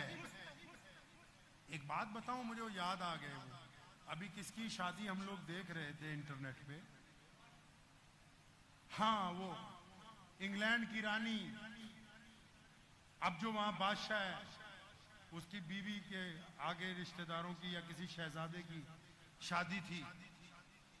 पीछे फ्रांस के भी जो शहजादे, उनकी भी शादी अभी हुई। आप कहेंगे कि ये मुसलमानों को छोड़ के गैर मुस्लिमों की मिसाल देने लगे। ये इसलिए दे रहा हूं कि वो शहजादा शहजादी हो के भी अपने पादरी को महल में नहीं बुलाते, गिरजे में निकाह करने के लिए जाते हैं। आपने मौलवी की इतनी इज्जत भी नहीं रखी कि मक्का मस्जिद तक निकाह पढ़वाने के लिए चले जाएं। तुम तो कहते हो मुल्ला जी रजिस्टर को बाजू में लो और यहां आके बैठ जाओ, जब ये चौधरी आ जाएंगे तो फिर निकाह पढ़ा के 250 रुपए लेके तुम अपने घर चले जाना, हम अपने घर आ जाएंगे। आपने तो अपने कायद का इतना एहतराम नहीं रखा कि आपने मस्जिद को छोड़ा। अच्छा, बुजुर्गों ने कहा है एक सुन्नत छोड़ेंगे जैसे ही वो जगह खाली होगी, एक सुन्नत छोड़ेंगे ना, ये मेरे पीछे दीवार है, इसको निकालो, जगह खाली, वहां से तेज हवा चलती हुई पार होगी, क्योंकि उसको रास्ता मिल गया, उसको रास्ता मिल जाएगा। अभी रास्ता नहीं है, इसलिए कोई फर्क नहीं पड़ रहा। आप एक सुन्नत को छोड़ेंगे, आपने मस्जिद में निकाह की सुन्नत को छोड़ा, फौरन बारात का गुनाह आपके सिर शामिल हो गया, फौरन बारात का गुनाह। और आपकी शादियों में से एक मिसाल इस्लाम के लिए मैं आपको देना चाहता हूं। असी पंजाबी च कहने होने उथे कि फुफ्फड़ साडा नाराज हो जाता है, तुसी फुफ्फड़ नूं की कहने हो? खालू कहते हैं, खालू कहते हैं। घर के दामाद को क्या कहते हैं बच्चे? दामाद बहनोई, खालू भी भाईजान। तो ये जो बहनोई होता है, जो आपका बहनोई है, बहन का मियाँ, जैसे आपके 4-5 बच्चे, फल्की साहब के भी हैं 5-6 नहीं 6 हैं माशाल्लाह। अब मिसाल के तौर पे इनका कोई दामाद नाराज हो गया, जब वो अपने घर पहुंचता है ना, तो उसकी अम्मा पूछती काहे को नाराज हुआ? तो बोलता है, वो पूछते खाना नहीं खिलाया, कपड़े नहीं दिए, इज्जत से नहीं बिठाया। तो फरमाया नहीं नहीं, इसलिए नाराज हुआ हूं कि ससुर ने नहीं पूछा, सास ने नहीं पूछा, इस साला सब पूछने के लिए नहीं आए, मैं अकेले ही बैठा रहा, खुद ही खाना खाया, खुद ही चल के वापस आ गया। प्यारे पैगंबर कहिए सल्लल्लाहु जोर से सल्लल्लाहु, पीछे वालों की आवाज नहीं आई, सल्लल्लाहु। प्यारे पैगंबर नबी सल्लल्लाहु अलैहि वसल्लम ने यहां से मर्ज पकड़ा दुनिया का। पूरी दुनिया में जितने बादशाह हैं, जितने उस दौर में जो मैंने आपको कहानी सुनाई, अब भी कहीं का भी इलेक्शन हो, अभी अमेरिका में इलेक्शन हो रहा है वहां के राष्ट्रपति का, आप अगर वहां का जलसा सुनने का आपको इत्तेफाक हो, तो वहां का राष्ट्रपति क्या कहता है पता है? अगर आप मुझे वोट देंगे तो मैं अच्छे इन्वेस्टर्स लाऊंगा, आप मुझे वोट देंगे अच्छी हॉस्पिटलिटी होगी, आप मुझे वोट देंगे मैं नई रोड्स बनाऊंगा, आप मुझे वोट देंगे मैं नई यूनिवर्सिटी बनाऊंगा, आप मुझे वोट देंगे मैं आपको नई हाउसिंग प्रॉपर्टीज दूंगा। दुनिया का कोई भी बादशाह है ना, वो यही बातें कर रहा है पिछले 10,000 साल से।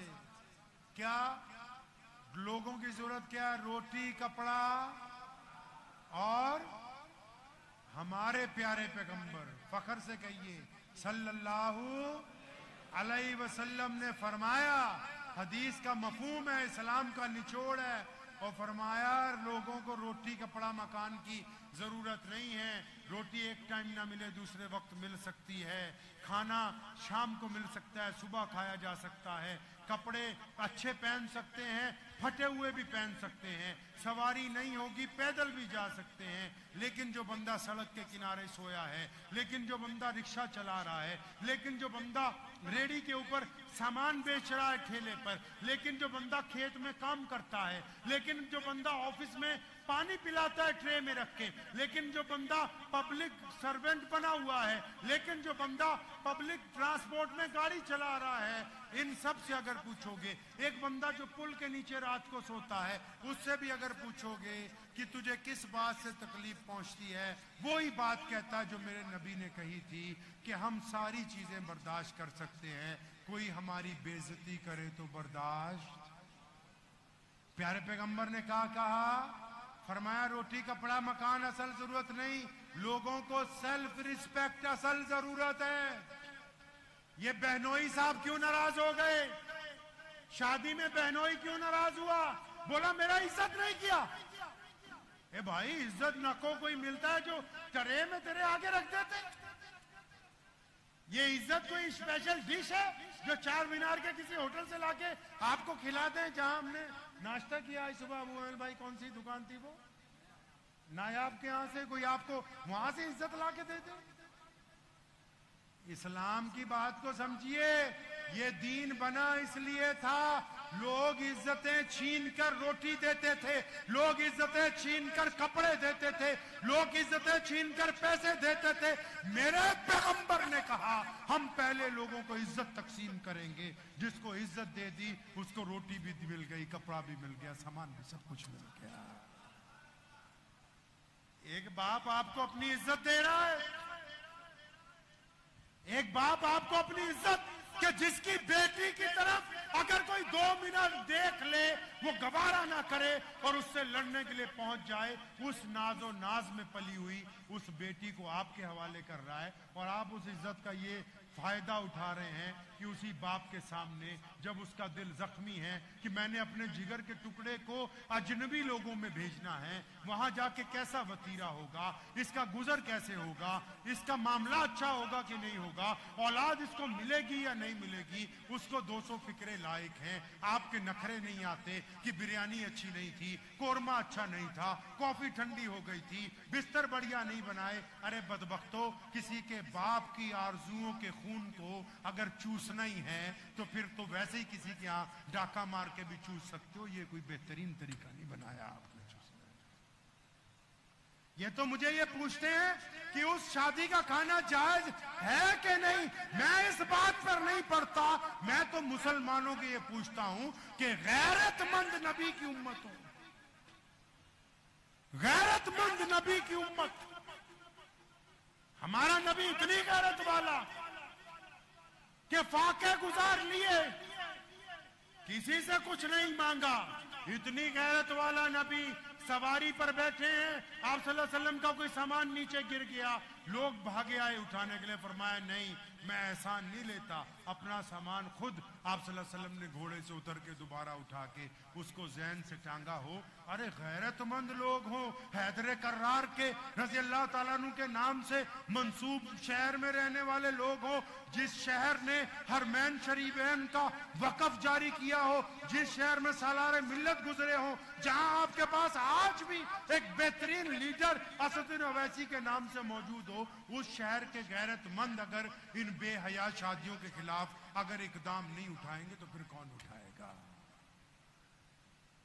मैं तो उनसे पूछा करता हूं अक्सर, ये तो इन्होंने अब मुझे बताया कि शादी खाना जायज है। जायज ना जायज तो बड़े दूर की बात है। मैं उनसे पूछता हूं कि जिस शादी में रसूलुल्लाह सल्लल्लाहु अलैहि वसल्लम की मुखालफत हो रही हो, नाउज़ुबिल्लाह, चाहे वो कोई मौलवी हो, चाहे कोई शेखुल हदीस हो, कोई बड़े से बड़ा तुर्रम हो, जिस शादी में रसूलुल्लाह की मुखालफत हो रही हो, ये बारात का खाना रसूलुल्लाह की मुखालफत है। नबी ने एक ही खाना कहा, कौन सा? वलीमे का। नबी ने एक खाना कहा और वलीमा बनता है क्यों? लड़के को खुशी है कि मेरी शादी हुई, लड़के के बाप को खुशी है कि हमारे घर में दुल्हन आई, लड़की की माँ को खुशी है कि हमारी नस्ल आगे बढ़ने के लिए एक शहजादी हमारे घर में आ गई। उन लोगों को तो खुशी है कि हमारे घर का एक मेंबर बढ़ गया है। उनको कौन सी खुशी है? उनको तो बस इस बात की तसल्ली है कि हमने अपनी बेटी अच्छे लोगों के घर पे भेज दी है। वो तो अपनी बेटी को सुबह शाम याद करते हैं। खाना तो खुशी का होता है, गम का नहीं। ये बारात का खाना तो गम का खाना है।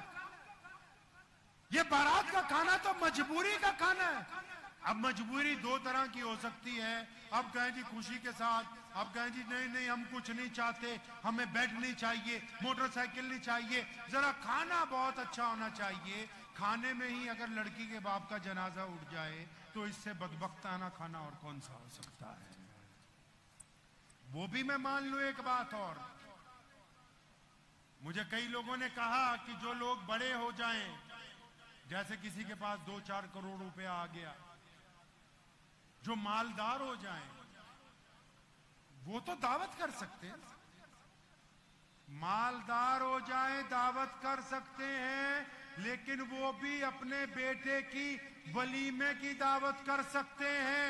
वो अपनी बेटी को ब्याने के लिए अगर 50 साल लगाएंगे, मेरी नबी की सुन्नत से टकराएंगे और उस सुन्नत से टकराने के बाद कई बेटियों की शादी में रखना पैदा हो जाएगा। खुदा की कसम लिख के ले जाओ, दिल की तख्ती पर कल क़यामत का दिन होगा, हौज़े कौसर का जाम होगा, धक्के दे के निकाल दिए जाओगे सहाबा के सामने, रसूलुल्लाह के सामने, कि ये वो बंदा है जो 5 वक्त का नमाजी था, तहज्जुद गुजार था, इबादत गुजार था, लेकिन इसने बारात का खाना खिला के उम्मत मुस्लिमा को गलत रवाज की तरफ माइल किया। इसका हौज़े कौसर के साथ कोई ताल्लुक नहीं। पैसे का मतलब क्या? आप इस्लाम से टकरा जाएंगे? दौलत का क्या मतलब है? क्या आप मोहम्मद रसूलुल्लाह से नौज़ुबिल्लाह टक्कर लेने की बात करेंगे? अरे मुहर्रम का महीना चल रहा है, सैयदना इमाम हसन हुसैन रज़ी अल्लाह तआला अन्हु की शहादतों का महीना, मौला अली करमुल्लाह वजू के पूरे खानदान की शहादत का महीना, अहले बैत की शहादत का महीना। कभी ये तो पूछो शहादत हुई क्यों है? शहादत क्यों हुई? वो शहादत किसी गैर मुस्लिम से लड़ते हुए हुई? बताओ ना। जो मौला इमाम हुसैन रज़ी अल्लाह तआला अन्हु ने शहादत दी है करबला के मैदान में, और उनके भाइयों ने, उनके बच्चों ने, जनाबे अहले बैत ने जो शहादत दी है, वो क्या किसी गैर मुस्लिम के खिलाफ लड़ते हुए दी है? क्या किसी हुकूमत के खिलाफ? नहीं नहीं, अपनी ही हुकूमत थी, अपने ही मजहब का बादशाह था, लेकिन वो बादशाह खिलाफे सुन्नत था। वो बादशाह नौज़ुबिल्लाह रसूलुल्लाह के अहकामात को तोड़ रहा था। वो बादशाह मोहम्मद रसूलुल्लाह के दीन को बदलना चाहता था। रसूलुल्लाह के नाना, रसूलुल्लाह के नवासे ने अपने नाना के दीन को बचाने के लिए शहादत दी, ताकि इन मुसलमानों को बता दे कि क़यामत आ जाएगी, सब बातें बर्दाश्त कर लेना, इस्लाम के अंदर किसी की मनमर्जी को बर्दाश्त नहीं करना। ये मनमर्जियां नहीं है जी, ये मनमर्जी नहीं है। मेरे पास पैसे हैं, हम बारात की दावत खिलाएंगे। अच्छा जी जाओ खिलाओ, कोई बात नहीं। उनसे पूछता हूं अब, जो हाफिज़े कुरान है, उनसे पूछता हूं जो आलिम है, उनसे पूछता हूं जो मुतवल्ली हैं, उनसे पूछता हूं जो मस्जिद के सदर हैं, उनसे पूछता हूं जो पंजगाना इमाम है, उनसे पूछता हूं जो तबलीगी जमात में चिल्ले लगाते हैं, उनसे पूछता हूं जो सुन्नी मुसलमान है, उनसे पूछता हूं जो मौला अली का परचम उठाए हुए शिया मुसलमान है। मैं उनसे पूछता हूं जो अपने आप को जमात इस्लामी के कारकुन कहते हैं, मैं उनसे पूछता हूं जो अपने आप को अहले हदीस कहते हैं। मैं मानता हूं जो जहां पर खड़ा है, जो उसका मिशन है, वो उस तरीके से दुरुस्त चला हुआ जा रहा है। तुम ही जरा अपनी छाती पे हाथ रख के बताओ कि जहां तुम्हारे नबी की सुन्नत के खिलाफ काम हो रहा हो, क्या तुम्हारी गैरत गवारा करती है उस खाने को खाते हुए? किस जुबान से, किस दिल से, किस मुर्दा दिल से वो बिरयानी अपने अंदर उतारते हो? दिल तो दिखाओ मुसलमानों को, वो जिगर तो दिखाओ। अरे गयूर लोग तो मोहम्मद रसूलुल्लाह ने कहा मर्द होते हैं। मर्द वो नहीं जो किसी को 1 मिनट में मार दे, मर्द वो नहीं जो दूसरे को गाली देने लगे, मर्द वो होता है जो अपनी इज्जत का सौदा नहीं करता, मर्द वो होता है जो किसी का मांगा हुआ नहीं खाता, मर्द वो होता है जो रसूलुल्लाह की इत्तबा करता है, मर्द जो होता है जो सुन्नत के लिए रिश्तेदारी छोड़ देता है, मर्द वो होता है जो सुन्नतों के लिए नौकरियां छोड़ देता है। वो कौन सी मर्दानगी है जो जरा सी बात पर गर्दन को खम कर दे? वो सब कुछ हो सकते हैं, मोहम्मद रसूलुल्लाह के वफादार नहीं हो सकते। ये दीन रसूलुल्लाह की मोहब्बत पर टिका हुआ है मुसलमानों, रसूलुल्लाह की मोहब्बत पर टिका हुआ है ये दीन। आप समझते हैं मस्जिदों से चल रहा है, मदरसों से चल रहा है, खानकाहों से चल रहा है? नहीं नहीं, जब तक मोहम्मद रसूलुल्लाह से ताल्लुक कायम है तब तक हम ईमान वाले हैं। अगर रसूलुल्लाह से ताल्लुक टूट जाए फिर कोई कुछ बनता रहे, कोई फायदा होने वाला नहीं। पकड़े जाएंगे क़यामत वाले दिन, ऐसे लोग गिरफ्तार होंगे। ये रसूलुल्लाह ने दीन बनाया।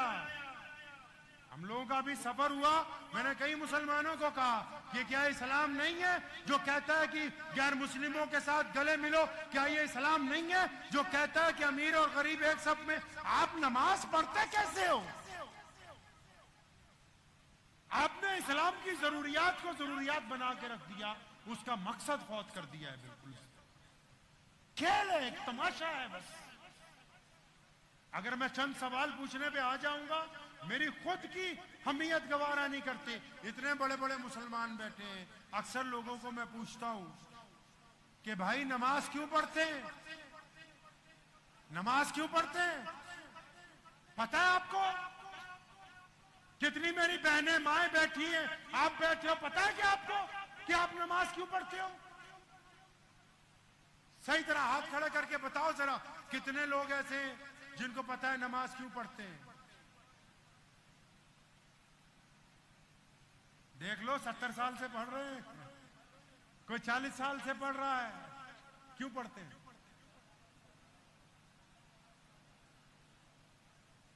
हाँ, आपका क्या नाम है? डॉक्टर आरिफ साहब, एक आपको मैं बात बताऊं, जो आपने सवाल का जवाब दिया बिल्कुल दुरुस्त है, और ये बाकी भी सारे आप जैसे ही हैं यहाँ। क्योंकि इन्होंने इमाम को तो 10,000 का मुलाजिम बनाया है, इन्होंने उससे पूछा ही नहीं कि नमाज हो क्यों रही है। कुरान पाक ने, मोहम्मद रसूलुल्लाह ने बिना वजह तस्मिया के, बिना वजह, मैं वही बात फिर दोहराता हूं कि ये पंडाल ऊपर नीचे होता तो काम चल जाता, लेकिन अगर इस मकसद की बात नहीं होती तो काम नहीं चलता। आप नमाज पढ़ते हैं, खुदा रहा आपको नमाज पढ़ने का मकसद नहीं पता, लेकिन अगर आप कुरान पढ़ेंगे, कुरान ने कहा इन्ना सलाता, पता है आपको? क्या पता है जी? अरे वाह, इनको आयत भी याद है, लेकिन तर्जुमा नहीं पता। तर्जुमा इसलिए नहीं पता, गोश्त ज्यादा खाते हैं हम लोग। जो हमारे हिंदू सिख दोस्त हैं ना, वो ये समझने लगे बस गोश्त खाने ही इस्लाम है। उनको ये मुगालता हो गया कि शायद मुसलमान ही वही है जो गोश्त खाता है। भाई, प्यारे नबी ने इनको नहीं कहा। कहां लिखा है कि सुबह गोश्त खाओ? कहां लिखा है दोपहर गोश्त खाओ? किस हदीस में है कि शाम को गोश्त खाओ?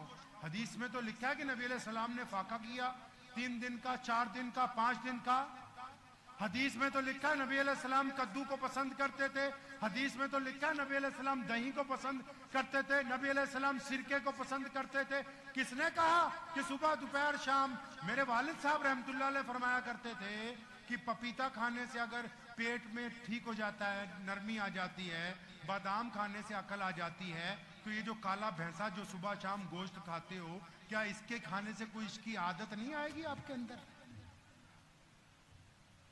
कुछ नहीं आएगा वैसा। कहां इस्लाम को छोड़ा है? देखिए आप, हमने तो सोचा कि बस ये चंद रस्मों रवाज। सुने, नमाज इसलिए फर्ज की गई, नमाज जरूरत है। फिर कहता हूं डंके की चोट पर, नमाज फर्ज है लेकिन इस्लाम की जरूरत है। जरूरत क्यों? क्योंकि नबी को ऐसे लोगों की जरूरत थी जो छुआछूत का खात्मा करते। नबी को ऐसे लोगों की जरूरत थी जो झूठ बोलने से इनकार करते। नबी अलैहिस्सलाम को ऐसे लोगों की जरूरत थी जो दूसरों की बेटी की तरफ गंदी निगाह ना डालें। नबी अलैहिस्सलाम को ऐसे लोगों की जरूरत थी कि जो हलाल कमाई करें। तो प्यारे पैगंबर अलैहिस्सलाम को अल्लाह ने नमाज दी और फरमाया जो नमाज पढ़ेंगे ना, वो गंदी बातें नहीं करेंगे, वो अच्छी बातें किया करेंगे। कुरान ने फिर कहा जो नमाज पढ़ेंगे वो मुत्तकी होंगे। मुत्तकी बोलते हैं अच्छा बंदे को। कुरान ने फिर कहा कि जो नमाज पढ़ेंगे, अराइतल्लज़ी युकज़्ज़िबु बिद्दीन फज़ालिकल्लज़ी यदुल यतीम वला यहुज़्ज़ु अला तुआमिल मिस्कीन फवई। फरमाया ऐसे नमाजियों की नमाज बर्बाद हो गई। किन की नमाज बर्बाद हो गई? फरमाया जो सिर्फ नमाज ही पढ़ते हैं, यतीम को खाना नहीं खिलाते। अंदाजा लगाओ, 5 वक्त नमाज हो रही है, पता नहीं है पढ़नी क्यों है। नमाज इसलिए कि झूठ नहीं बोलना, नमाज इसलिए कि ठगी नहीं मारनी, नमाज इसलिए कि किसी बेटी की तरफ जिना की निगाह नहीं डालनी, नमाज इसलिए कि चोरी नहीं करनी, नमाज इसलिए कि बेईमानी नहीं करनी, नमाज इसलिए कि आपकी जुबान से किसी को तकलीफ ना पहुंचे। बुल्ले शाह का नाम सुना है आपने? बहुत बड़े शायर गुजरे सूफी पंजाब के, बुल्ले शाह। वो सुना है नहीं भाई? बुल्ले शाह बहुत बड़ा शायर गुजरा है। उसने कुरान शरीफ की इस आयत का पंजाबी में तर्जुमा किया, आपको भी समझ आ जाएगी थोड़ी बहुत। वो कहने लगा नमाज भी नीति जानते हो, नमाज भी नीति जानते हो, ठगी भी कीती जानते हो, आकी कीती जानते हो। कहता नमाज भी पढ़ता है, ठगी भी मारता है, नमाज भी पढ़ता है, बाहर बेटियों को गंदी निगाह से भी देखता है। वो बदबख्त ये क्या करता है? तो मस्जिदें बहुत हैं यहाँ, वक्त है ना थोड़ा सा 15 मिनट और। यहाँ मस्जिदें बहुत हैं हैदराबाद में, मैंने देखा। आप में से कोई बता सकता है कि हम मस्जिद क्यों बनाते हैं? डॉक्टर साहब, नमाज कायम करने के लिए। आपका क्या नाम है? नजीर भाई। ये बाकी भी सब बेनजीर ही हैं। इनको ये नहीं पता कि मस्जिद क्यों बनाते हैं। इन्होंने बात सही कही, नमाज कायम करने के लिए। अगर अभी नमाज का टाइम हो जाए तो क्या इस मैरिज हॉल में जमात से नमाज पढ़ सकते हैं कि नहीं? पढ़ सकते हैं। अगर यहां से हम चलें, किसी दूसरे शहर निजामाबाद जा रहे हो, रास्ते में वक्त हो जाए, सड़क पे नमाज पढ़ लेते हैं कि नहीं? अगर फजर की नमाज में किसी दिन सुस्ती पड़ जाए, जमात निकल जाए, तो अपने ही कमरे में नमाज पढ़ लेते हैं कि? और बोलो भाई, पढ़ लेते। 5 नमाजें कितनी? फजर, जोहर, असर, मगरिब। इनके अलावा एक नमाज और है, तहज्जुद की नमाज। कौन सी जी? इनसे भी पावरफुल तहज्जुद की नमाज, इनसे भी पावरफुल।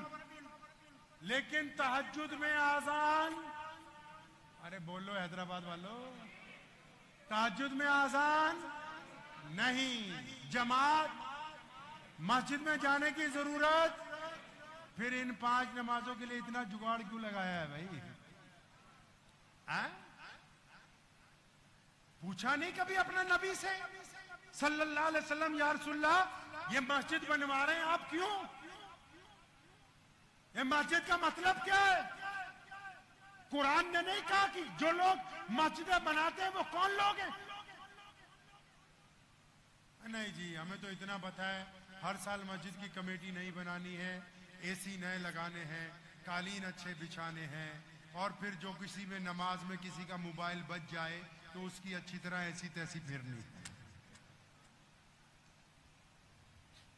ये तो मुझे कह रहे थे कि सिर्फ शादी, मैंने फल्की साहब को कहा शादी नहीं, हमने पूरे इस्लाम का बंटाधार कर दिया।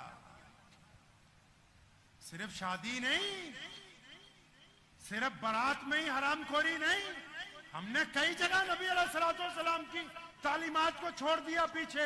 हमने कहा, मैं मौलवी हूं, मैंने कहा यार जैसे मैं कहता हूं वैसे चलो। वो चौधरी हो कहते जैसे मैंने कहा वो चलो। वो सरमायादार है वो कहता जैसे मैं कहता हूं। हमने तो रसूलुल्लाह सल्लल्लाहु अलैहि वसल्लम को पूछा ही नहीं कि यार रसूलुल्लाह सल्लल्लाहु अलैहि वसल्लम हमने दीन पर चलना कैसे?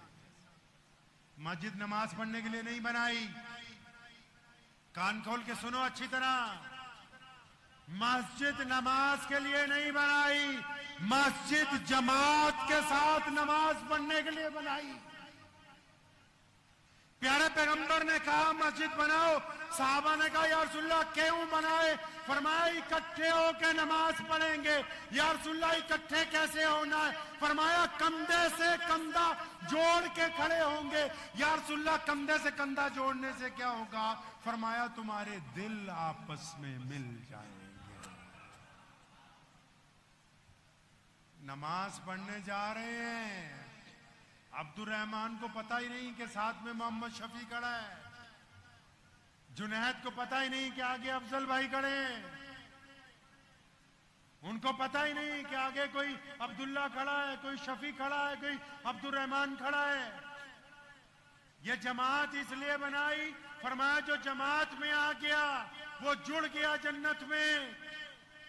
जमात इसलिए बनाई कि एक इमाम की इत्तबा करेंगे, इमाम कहेगा अल्लाहु अकबर, हम भी कहेंगे अल्लाहु अकबर, इमाम रुकू में हम रुकू में, इमाम सजदे में हम सजदे में। ये मस्जिद इसलिए बनाई थी कि फजर में आज अब्दुल रहमान नहीं आया, जोहर में अब्दुल रहमान नहीं आया, असर में नहीं आया, मगरिब में नहीं आया, तो ईशा में ये सारे दोस्त कहेंगे यार आज अब्दुल रहमान नहीं आया, चलो उसके घर चलते हैं। अगर वो दुख दर्द में होगा उसका दुख दर्द बांटेंगे, वो परेशान होगा उसकी परेशानी बांटेंगे, खुशी में होगा उसका हाथ बटाएंगे। जब जमात का मकसद फौत हो गया तो फिर ये जमात हो किस तरह रही है? मस्जिदें बनाई इसलिए कि मस्जिद में रसूलुल्लाह के वारिस बैठेंगे। तो रसूलुल्लाह क्या करते हैं मस्जिद में बैठ के? रसूलुल्लाह नमाज के बाद मस्जिद में बैठते हैं और प्यारे पैगंबर की मस्जिद के दरवाजे पर सवाली आते हैं। सुनो, प्यारे नबी की मस्जिद में सवाली आते हैं और या रसूलुल्लाह कपड़े चाहिए। प्यारे पैगंबर कहते हैं जाओ कपड़े देके आओ। ये तो कहते हैं सिर्फ मस्जिद नमाज के लिए है। मेरे नबी ने कहा कि मस्जिद में कोई आएगा आयशा खाली हाथ वापस नहीं जाएगा, वो रजी अल्लाह ताला। मांगने वाला गैर मुस्लिम है, मुसलमान नहीं। अहादीस मौजूद है, उसने आके कहा या रसूलल्लाह सवारी चाहिए।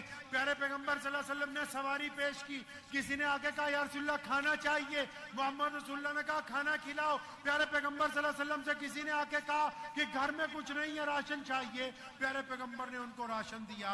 किसी पगले ने आके, सिदरे ने आके, जिनका दिमाग नहीं चलता, उन्होंने कहा या रसूलल्लाह हमारी बात आप सुने। नबी अलैहिस्सलाम उनके साथ चल पड़े। पता ये लगा ये मस्जिद मरकज बना के दी कि इकट्ठे नमाज पढ़ेंगे, एक दूसरे का दुख दर्द बांटेंगे, पड़ोसियों का दुख दर्द बांटेंगे, मस्जिद में आने वालों की जरूरतों को पूरा करेंगे और मस्जिद तक जो मोहताज आएंगे उनकी खबरगिरी करेंगे।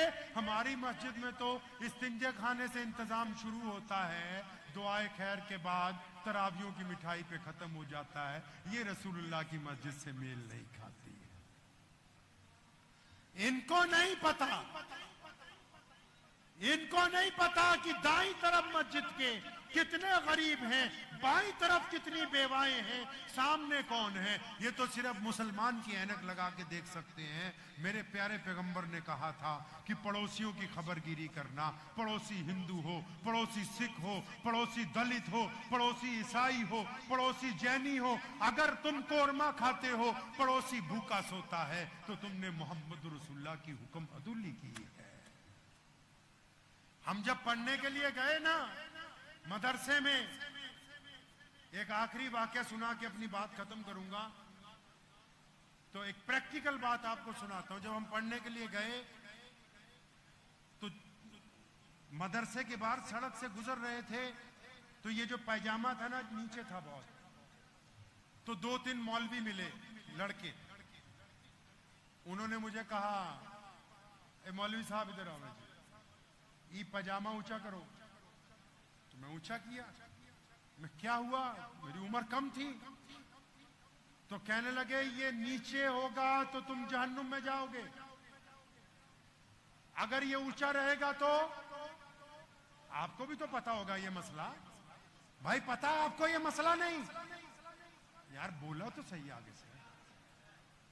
हैदराबाद वालों बोलते बहुत कम। आपको ये मसला पता है कि नहीं? पता है।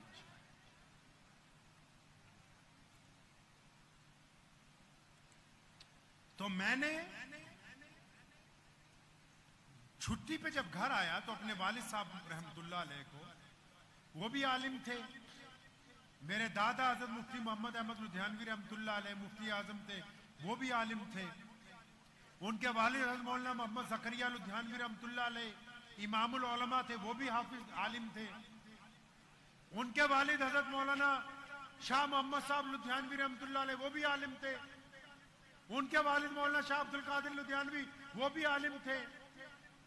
तो मैंने इसलिए पूछा, भाई इतनी नस्लों में 15-20 नस्लें हो गई मौलवी बनते हुए। मैं कहा अब्बा जी आप हमें यार झूठ ही बोलते रहे क्या? क्या हुआ बेटा?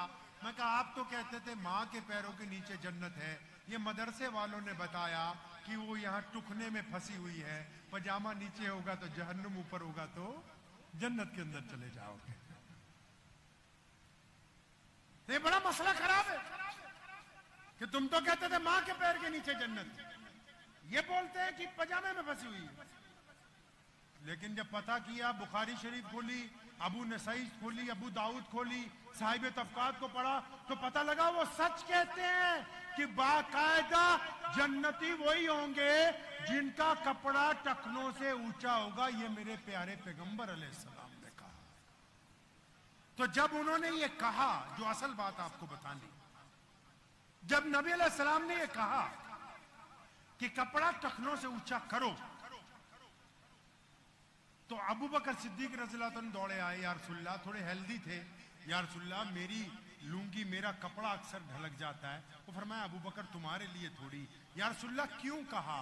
अब ये मसला समझ लें, पैजामा टखनों से ऊंचा रखना सुन्नत है, ऊंचा रखना जरूरी है, नीचे गुनाह है, लेकिन ऊंचा क्यों करवाया? ऊंचा क्यों करवाया जी?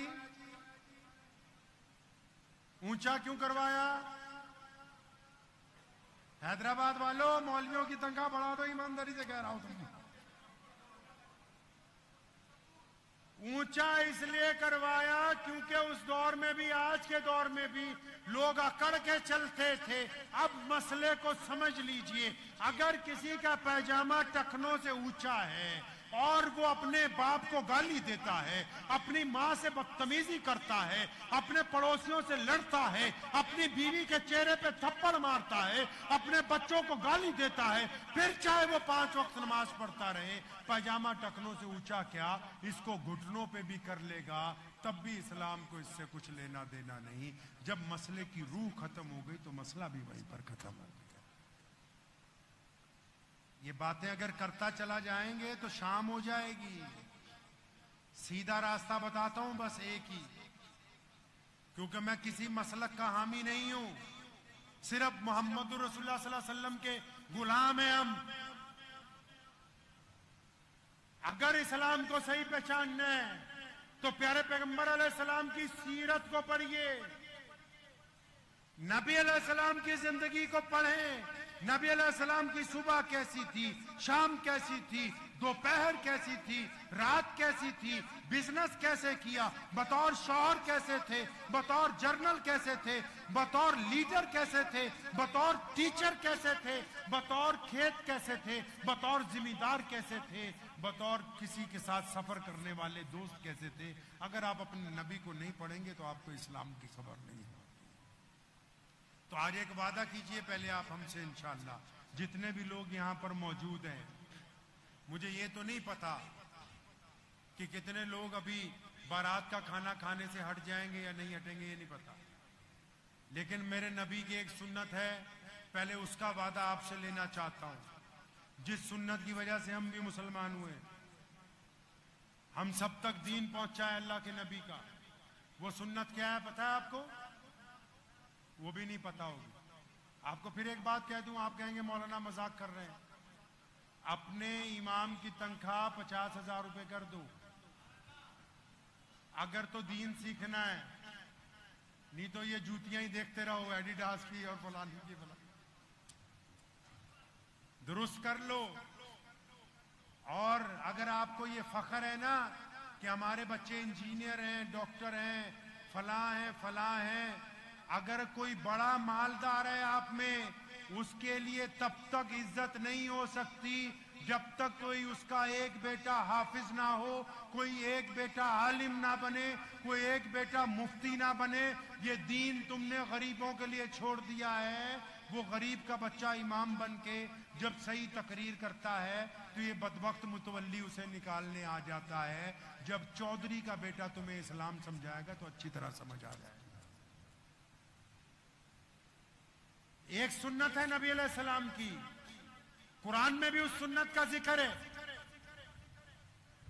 एक शख्स ने कहा मैं मुसलमान हो गया, रुक जाओ, मैं मुसलमान हो गया। पीछे से किसी ने उसकी गर्दन उतार दी। अल्लाह ने फरमाया कि तुमने क्या इसका दिल देखा था? जुबान पे एतबार क्यों नहीं किया? प्यारे पैगंबर अलैहिस्सलाम को किसी ने कहा या रसूलल्लाह, वो फलां जो बंदा है ना, मुझे शक है कि वो बेईमान है। नबी अलैहिस्सलाम को गुस्सा आया, फरमाया उसकी छाती फाड़ के देखी। एक ही सुन्नत है सबसे प्यारी, फजर की सुन्नतों से भी कीमती, मिसवाक से भी कीमती, दाढ़ी से भी कीमती। कौन सी? वो सुन्नत है कि प्यारे पैगंबर कहिए सल्लल्लाहु अलैहि वसल्लम चाहते हैं कि जब कोई ईमान वाला सोचे, ईमान वाला जब बात करे, ईमान वाला जब देखे तो मुस्बत बात करे, पॉजिटिव सोचे, पॉजिटिव ख्यालात रखे। बदगुमानी का सोचना ईमान वाले की अलामत नहीं हो सकती है। हम कहां पे आके मार खा रहे हैं भाई? हम इस नुक्कड़ से शुरू होते हैं, नेगेटिव सोचना कि अच्छा ये बेईमान है, ये ठग है, ये चोर है। जब 5-6 लोग बैठते हैं ना, आप लोग, आपके यहां तो आजकल रात को चबूतरे पे बैठते नहीं भाई? अरे चबूतरे पे रात को नौजवान बैठते ना हैदराबाद के। पुलिस भी परेशान है, उन्होंने भी डिपार्टमेंट बना दिया, ये चबूतरे वालों को घर भेजो किसी तरह। चबूतरे पे जो बैठते हैं, उन चबूतरे वालों की आपको सुनाता हूं, चाहे वो बड़ी उम्र के हो, छोटी उम्र के हो। 20 आदमी बैठे हैं ना जी, तो वो किसी एक आदमी की बात करेंगे, यार वो बंदा ना बहुत खराब है, बेईमान है, चोर है। उन 20 में से जब 15 चले जाएंगे तो उन 5 में से किसी एक की बुराई ये 15 लोग करेंगे। उन 15 में से जब 5 चले जाएंगे तो उन 10 में से कि एक की बुराई ये 10 करेंगे। फिर 5 चले जाएंगे तो ये जो 5 बचे हैं ना, ये उन 15 की एक ही लाइन में खड़े कर देंगे कि ये सब डाकू है, चोर है, बेईमान है, ठग है। फिर बचे पीछे 5 चबूतरे वाले जब 5 रह जाते हैं तो फिर वो सबको एक लाइन में, एक ही तकड़ी में तोलते हैं बेईमानी की। उन 5 में से भी जब 3 चले जाते हैं ना, तो वो दोनों बोलते हैं कि ये जो 15 की बुराई ये 3 कर रहे थे, ये 3 भी हरामखोर है। ये चबूतरे की हकीकत है। ये उस चबूतरे की हकीकत है जो फजर की नमाज छुड़वा रहा है, जो आपको सिगरेट के कश लगवा रहा है, जो उम्मत मोहम्मदिया को नशे की तरफ ले जा रहा है। और इस चबूतरे पर बैठने वाले ही जिम्मेदार नहीं है, इस चबूतरे के ऊपर बैठे हुए नौजवानों को फ्री में पैसा देने वाले माँ बाप भी इनसे ज्यादा इस गुनाह के अंदर शरीक है। क्योंकि वो डरते हैं कि इसको कैसे समझाए। अब वो चबूतरे वाले एक एक करके सबकी बुराई कर रहे हैं, नशा कर रहे हैं। प्यारे पैगंबर अलैहिस्सलाम क्या चाहते हैं? आपसे बस ये वादा लेना है पहले कि जब सोचेंगे पॉजिटिव सोचेंगे इंशाअल्लाह। किसके बारे में पॉजिटिव सोचना है जी? किसके बारे में? पूरी इंसानियत को बात माफ कर दो भाई, पहले अपनी बात कर लेते हैं हम लोग। इस्लाम ने पूरी दुनिया का ठेका लिया है, लेकिन हमको नहीं दिया।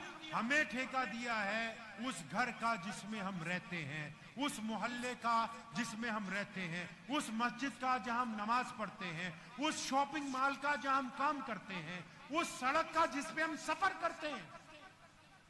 हम दुआ करते ना, या अल्लाह पूरी दुनिया में अमन शांति हो जाए। मैंने पूछा हमारी दुनिया कौन सी है? बोले हमारी दुनिया मौली साहब कौन सी है? भाई हमारी दुनिया भी है।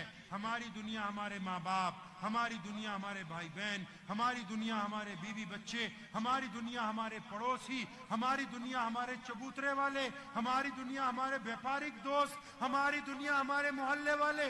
अपनी दुनिया में 500 लोगों से इसकी नाराजगी है, फिर ये दुआ करता है कि सारी दुनिया में शांति बनी रहे। अपनी दुनिया में 500 लोगों से नाराजगी है। तो पहले कहां पॉजिटिव रहना है भाई? अपने माँ बाप के लिए पॉजिटिव, बीवी के लिए पॉजिटिव, भाइयों के लिए पॉजिटिव। अरे कुरान पढ़ लो, खुदा का वास्ता है, वो मौलवी से कुछ सीख लो। हमारे यहाँ कहावत है, कोई आके बोले कि कुत्ता तुम्हारा कान ले गया, वो कुत्ते के पीछे भागा जा रहा है। भैया एक दफा कान को भी हाथ लगा के देखो कि ये साथ में है कि नहीं। कुरान ने कहा कि जब कोई खबर देने के लिए आए कि फलां ने तुम्हारी बुराई की, कुरान कहता है खबर जिसकी दे रहा है उस पर शक ना करो। ये जो खबर देने के लिए आया, पहले इसको तो देखो, ये नमाजी है, ये ईमानदार है। अगर यही ठग है तो इसका मतलब ये झूठ बोलने वालों में से। पॉजिटिव सोचना है, करेंगे पॉजिटिव इंशाअल्लाह। इरादा कर लीजिए पॉजिटिव। आपने अगर इरादा किया कि बारात नहीं लेके जानी, आपकी बीवी आपके इरादे में शामिल होगी, आपके बच्चे शामिल होंगे। लेकिन क्योंकि आपने पहले ही नेगेटिव सोच रखा है कि अगर मैं अपने बेटी की बारात की मुखालफत करूंगा तो बेटे की अम्मा मेरे सर पर बैठ जाएगी, बेटे की बहनें, बेटे की फलां। आप क्योंकि खुद ही पहले अपने मुतालिक अच्छी राय नहीं रखते, इसलिए की राय अच्छी नहीं हो रही। अपने मुतालिक पॉजिटिव सोचें, अपने घर वालों के मुतालिक पॉजिटिव सोचें, अपने रिश्तेदारों के मुतालिक, अपने दोस्तों के मुतालिक, चाहे वो किसी भी मजहब से ताल्लुक रखते हो। अगर आप पॉजिटिव वेव के अंदर जाएंगे तो फिर अल्लाह का हुक्म है कि मैं अपने बंदे के गुमान के साथ हूं। फरिश्तों को हुक्म दे देते हैं, इस हद तक अल्लाह का हुक्म है। ये बाहर एक बंदा केले बेच रहा है, आज वो इरादा कर ले कि मैं बिल्डर बनूंगा। पॉजिटिव वेव में आप यकीन कर लें, आज कोशिश शुरू करेगा, 10 साल बाद वो इसी शहर में बिल्डर बन जाएगा। क्योंकि अल्लाह कहते हैं जब मेरे बंदे ने इरादा कर लिया ना अच्छाई का, फिर हम दुनिया की सारी ताकतों को बोलते हैं कि इसके साथ लग जाओ। और नबी अलैहिस्सलाम कैसे पॉजिटिव है? हम लोग क्या करते हैं, आपके रिश्तेदारों में कोई बीमार हो जाता है, आप जब उसको मिलने जाते हैं, आपके साथ जो 2-4 बदजुबान होते हैं वो क्या बोलते हैं, ए नको मेरा चाचा भी इसी बीमारी से मर गया।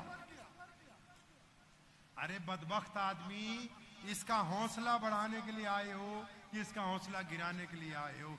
अगर किसी को कैंसर लास्ट स्टेज पे हो जाए, सिर्फ उसके घर वाले, उसके यार दोस्त, उसका डॉक्टर, उसको मिलने जुलने वाले रोज एक बात उसको बिल्कुल इत्तेफाक से ये कह दें कि आप पहले से अच्छे लग रहे हैं, आपकी सेहत अब पहले से बेहतर लगने लगी है, उसका जिस्म सरवाइव करने लगेगा, उसके दिल को हिम्मत मिलने लगेगी, अल्लाह की ताकत उसके साथ आ जाएगी। वही दवाइयां जो उसको नीचे गिरा रही थी, वही दवाइयां उसको स्टैंड कर देगी। क्यों? क्योंकि उसकी ज़हन में ये बात बैठ जाएगी कि मैं दिन ब दिन आगे बढ़ रहा हूं, मैं मौत को पीछे छोड़ के दोबारा एक नई जिंदगी की इब्तिदा करने जा रहा हूं। करेंगे पॉजिटिव इंशाअल्लाह। तो ये नहीं सोचना है कि बारात का इंकार करेंगे तो नेगेटिव काम होगा। नहीं नहीं, एक वक्त आएगा। फल्की साहब आप याद रखिएगा, परवेज साहब, अबू अहमद साहब बैठे, खान साहब बैठे, एजुकेशन का सेंटर इतना बड़ा आप क्या चला रहे हैं। एक वक्त आएगा लोग आपको इसलिए याद करेंगे, जितने भी लोग बैठे हुए हैं, कि फलां बुढ़े मियाँ को देखते हो ना, ये उस दौर में बारात जाने से मना करने लगा था जिस दौर में लोग भागे जाते थे बारात का खाना खाने के लिए। लोग आपको याद करेंगे इस अच्छाई के लिए कि ये वो लोग हैं जिन्होंने इस बुराई को खत्म करने के लिए काम किया। करेंगे इंशाअल्लाह ताला। तो दुआ कर लें, इरादा कर लें कि हमने गैरतमंद बनना है। हलाल आराम तो छोटी चीज है, वो खाना गैरतमंदों के लिए बना नहीं। हमारी गैरत के मुनाफी है दहेज लेना, गैरत की मुखालफत है किसी की बहन और बेटी की शादी में बारात का खाना खाना। अगर इतनी गैरत है तो फिर छुबारे क्यों लेके जाते हो। इसलिए गैरतमंद मर्द बनिए, गैरतमंद बाप बनिए, गैरतमंद दूल्हे बनिए, मस्जिद में जाकर निकाह कीजिए और फिर इज्जत के साथ अपना वलीमा कीजिए। अल्लाह से दुआ है, अल्लाह इस शहर की बरकत से, ये बड़ी इज्जत वाला शहर है, मैंने तारीख में पढ़ा है, वो कहाँ लाहौर यहाँ से 2500 किलोमीटर दूर है। वहां मौलाना जफर अली खां अंग्रेज के खिलाफ अखबार निकालते थे, पैसे खत्म हो जाते थे तो निजाम हैदराबाद उनको 500 रुपए महीना एड लगाते थे। बड़ी इज्जत वाला शहर है। मक्कातुल मुकर्रमा मदीना मुनव्वरा में जिन्होंने पहली दफा बिजली का जनरेटर लगवाया वो अहले हैदराबाद हैं।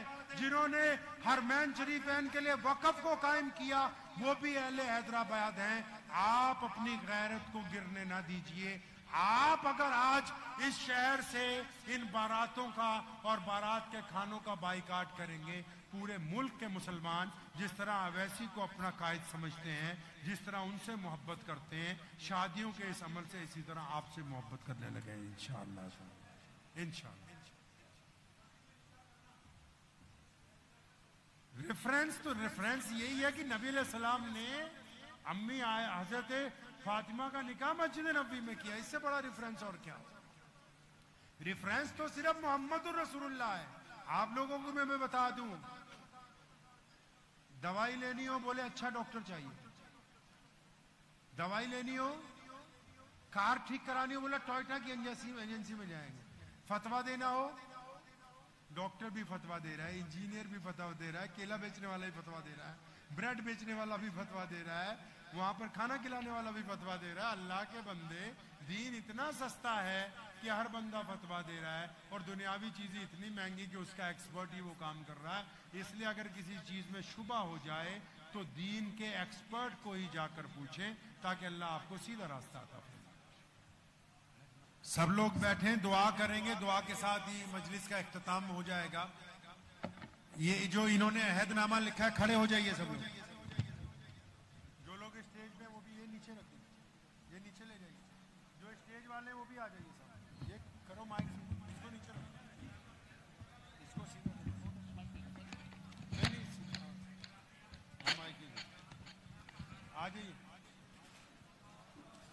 सब लोग आ जाइए भाई, सब लोग अपनी जगह पे खड़े हो जाएं।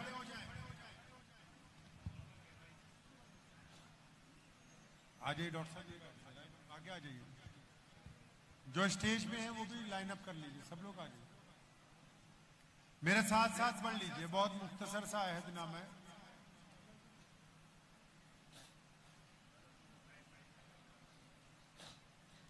चलिए पढ़े। शुरू करता हूं अल्लाह के नाम से जो बड़ा मेहरबान और निहायत रहम करने वाला है। मैं अल्लाह को गवाह बनाकर अहद करता हूं कि अपने घर की शादी मुकम्मल सुन्नत रसूल सल्लल्लाहु अलैहि वसल्लम के मुताबिक करूंगा।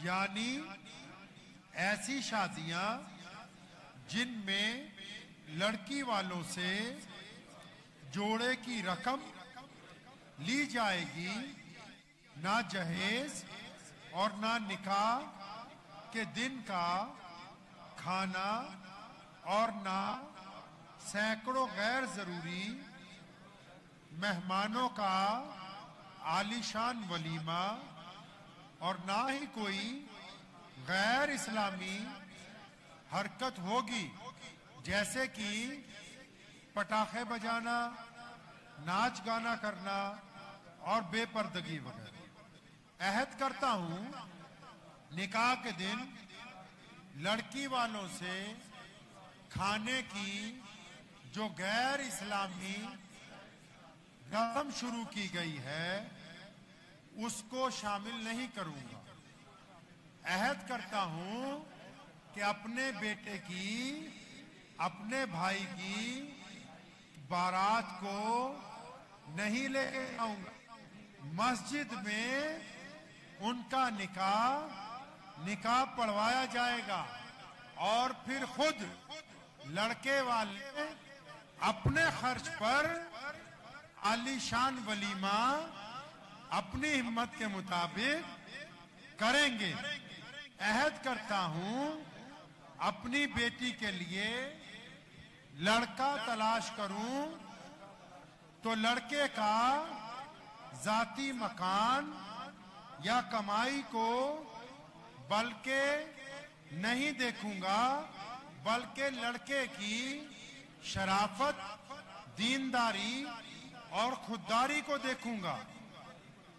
अगर अपने बेटे के लिए भी लड़की को तलाश करूंगा तो खूबसूरती और आला तालीम की बजाय दीनदारी और दीनदारी घराने को तरजीह दूंगा। अगर लड़के वाले खुशी से निकाह देंगे, हाँ, अगर लड़की वाले खुशी से बारात का खाना खिलाना चाहें तब भी इनकार करूंगा। अपनी गैरत को ऐसी रस्म में मुलव्वस नहीं होने दूंगा। दहेज भी एक गैर इस्लामी रस्म है, किसी भी कीमत पर दहेज नहीं लूंगा। गैर शरई शादियां, ये जरा मुश्किल वाला, ये वाला आप जरा सोच लीजिएगा, मुश्किल है ना। तो जब अहद करता है बंदा तो अल्लाह को सामने रख के करता है। आजकल कई लोग इंशाल्लाह कह के झूठ बोल देते हैं। कोई बोले नमाज पढ़ने जाओ, तुम चलो मैं आता हूं, तो डबल गुनाह हो गया। तो पहले बात सुन लीजिए, मेरे वालिद साहब रहमतुल्लाह अलैह ने बहुत अच्छा तरीका अपनाया था। बहुत आप लोग अपना सकते हैं जो स्टेज पे भी हैं। आप भी आप कहते हैं कि अपने दोस्त को कि यार मैं शादी में नहीं आऊंगा, तो यकीनन वो कोई गैर शरई काम नहीं करे।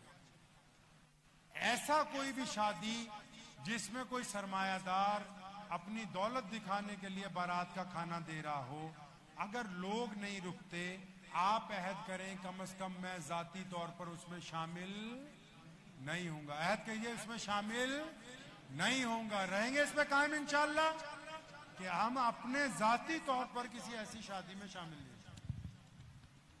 क्या ऐसे किसी शख्स की इत्तबा नहीं करूंगा जो शादियों में जाने का जवाज पेश करता है। ये जवाज जो पेश किया जा रहा है ना, वो किस्सा हजरत उमर हजरत अब्बास का जो सुनाया मैंने आपको, वो जवाज के ऊपर ही सुनाया।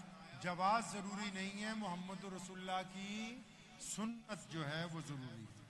मैं अहद करता हूं कि जहेज और निकाह इन खाने और दीगर गैर इस्लामी रसूमात को रोकने के लिए पूरी लगन से मेहनत करूंगा।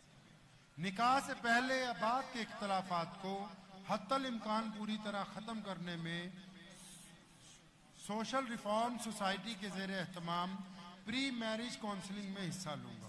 किसी ऐसी फर्द या इदारे को चंदा सदका ज़कात नहीं दूंगा जो गरीब लड़कियों की शादी के नाम पर पैसा वसूल करते हों, अगरचे वो मुखलिस ही क्यों ना हो। गरीबों की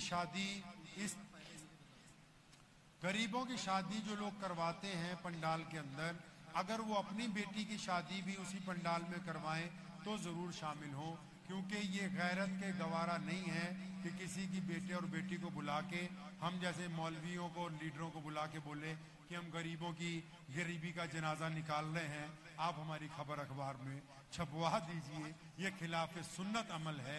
अल्लाह ताला इससे हम सबकी हिफाजत फरमाए। फायदा ये कह रहे हैं, फायदे गिनवा दें। फायदा बस एक ही होने वाला है, फायदा इससे एक ही होने वाला है। पता है आपको कौन सा फायदा? एक ही होने वाला है। दुनिया चंद अच्छा है, इन बुराइयों को अगर छोड़ेंगे, फायदा सबसे बड़ा बस एक ही होने वाला है कि जिस तरह दुनिया में हम एक साथ हैं, कल क़यामत में जन्नत में भी एक साथ मिलने का मौका मिल जाएगा। वाखिर दावाना अल्हम्दुलिल्लाहि रब्बिल आलमीन।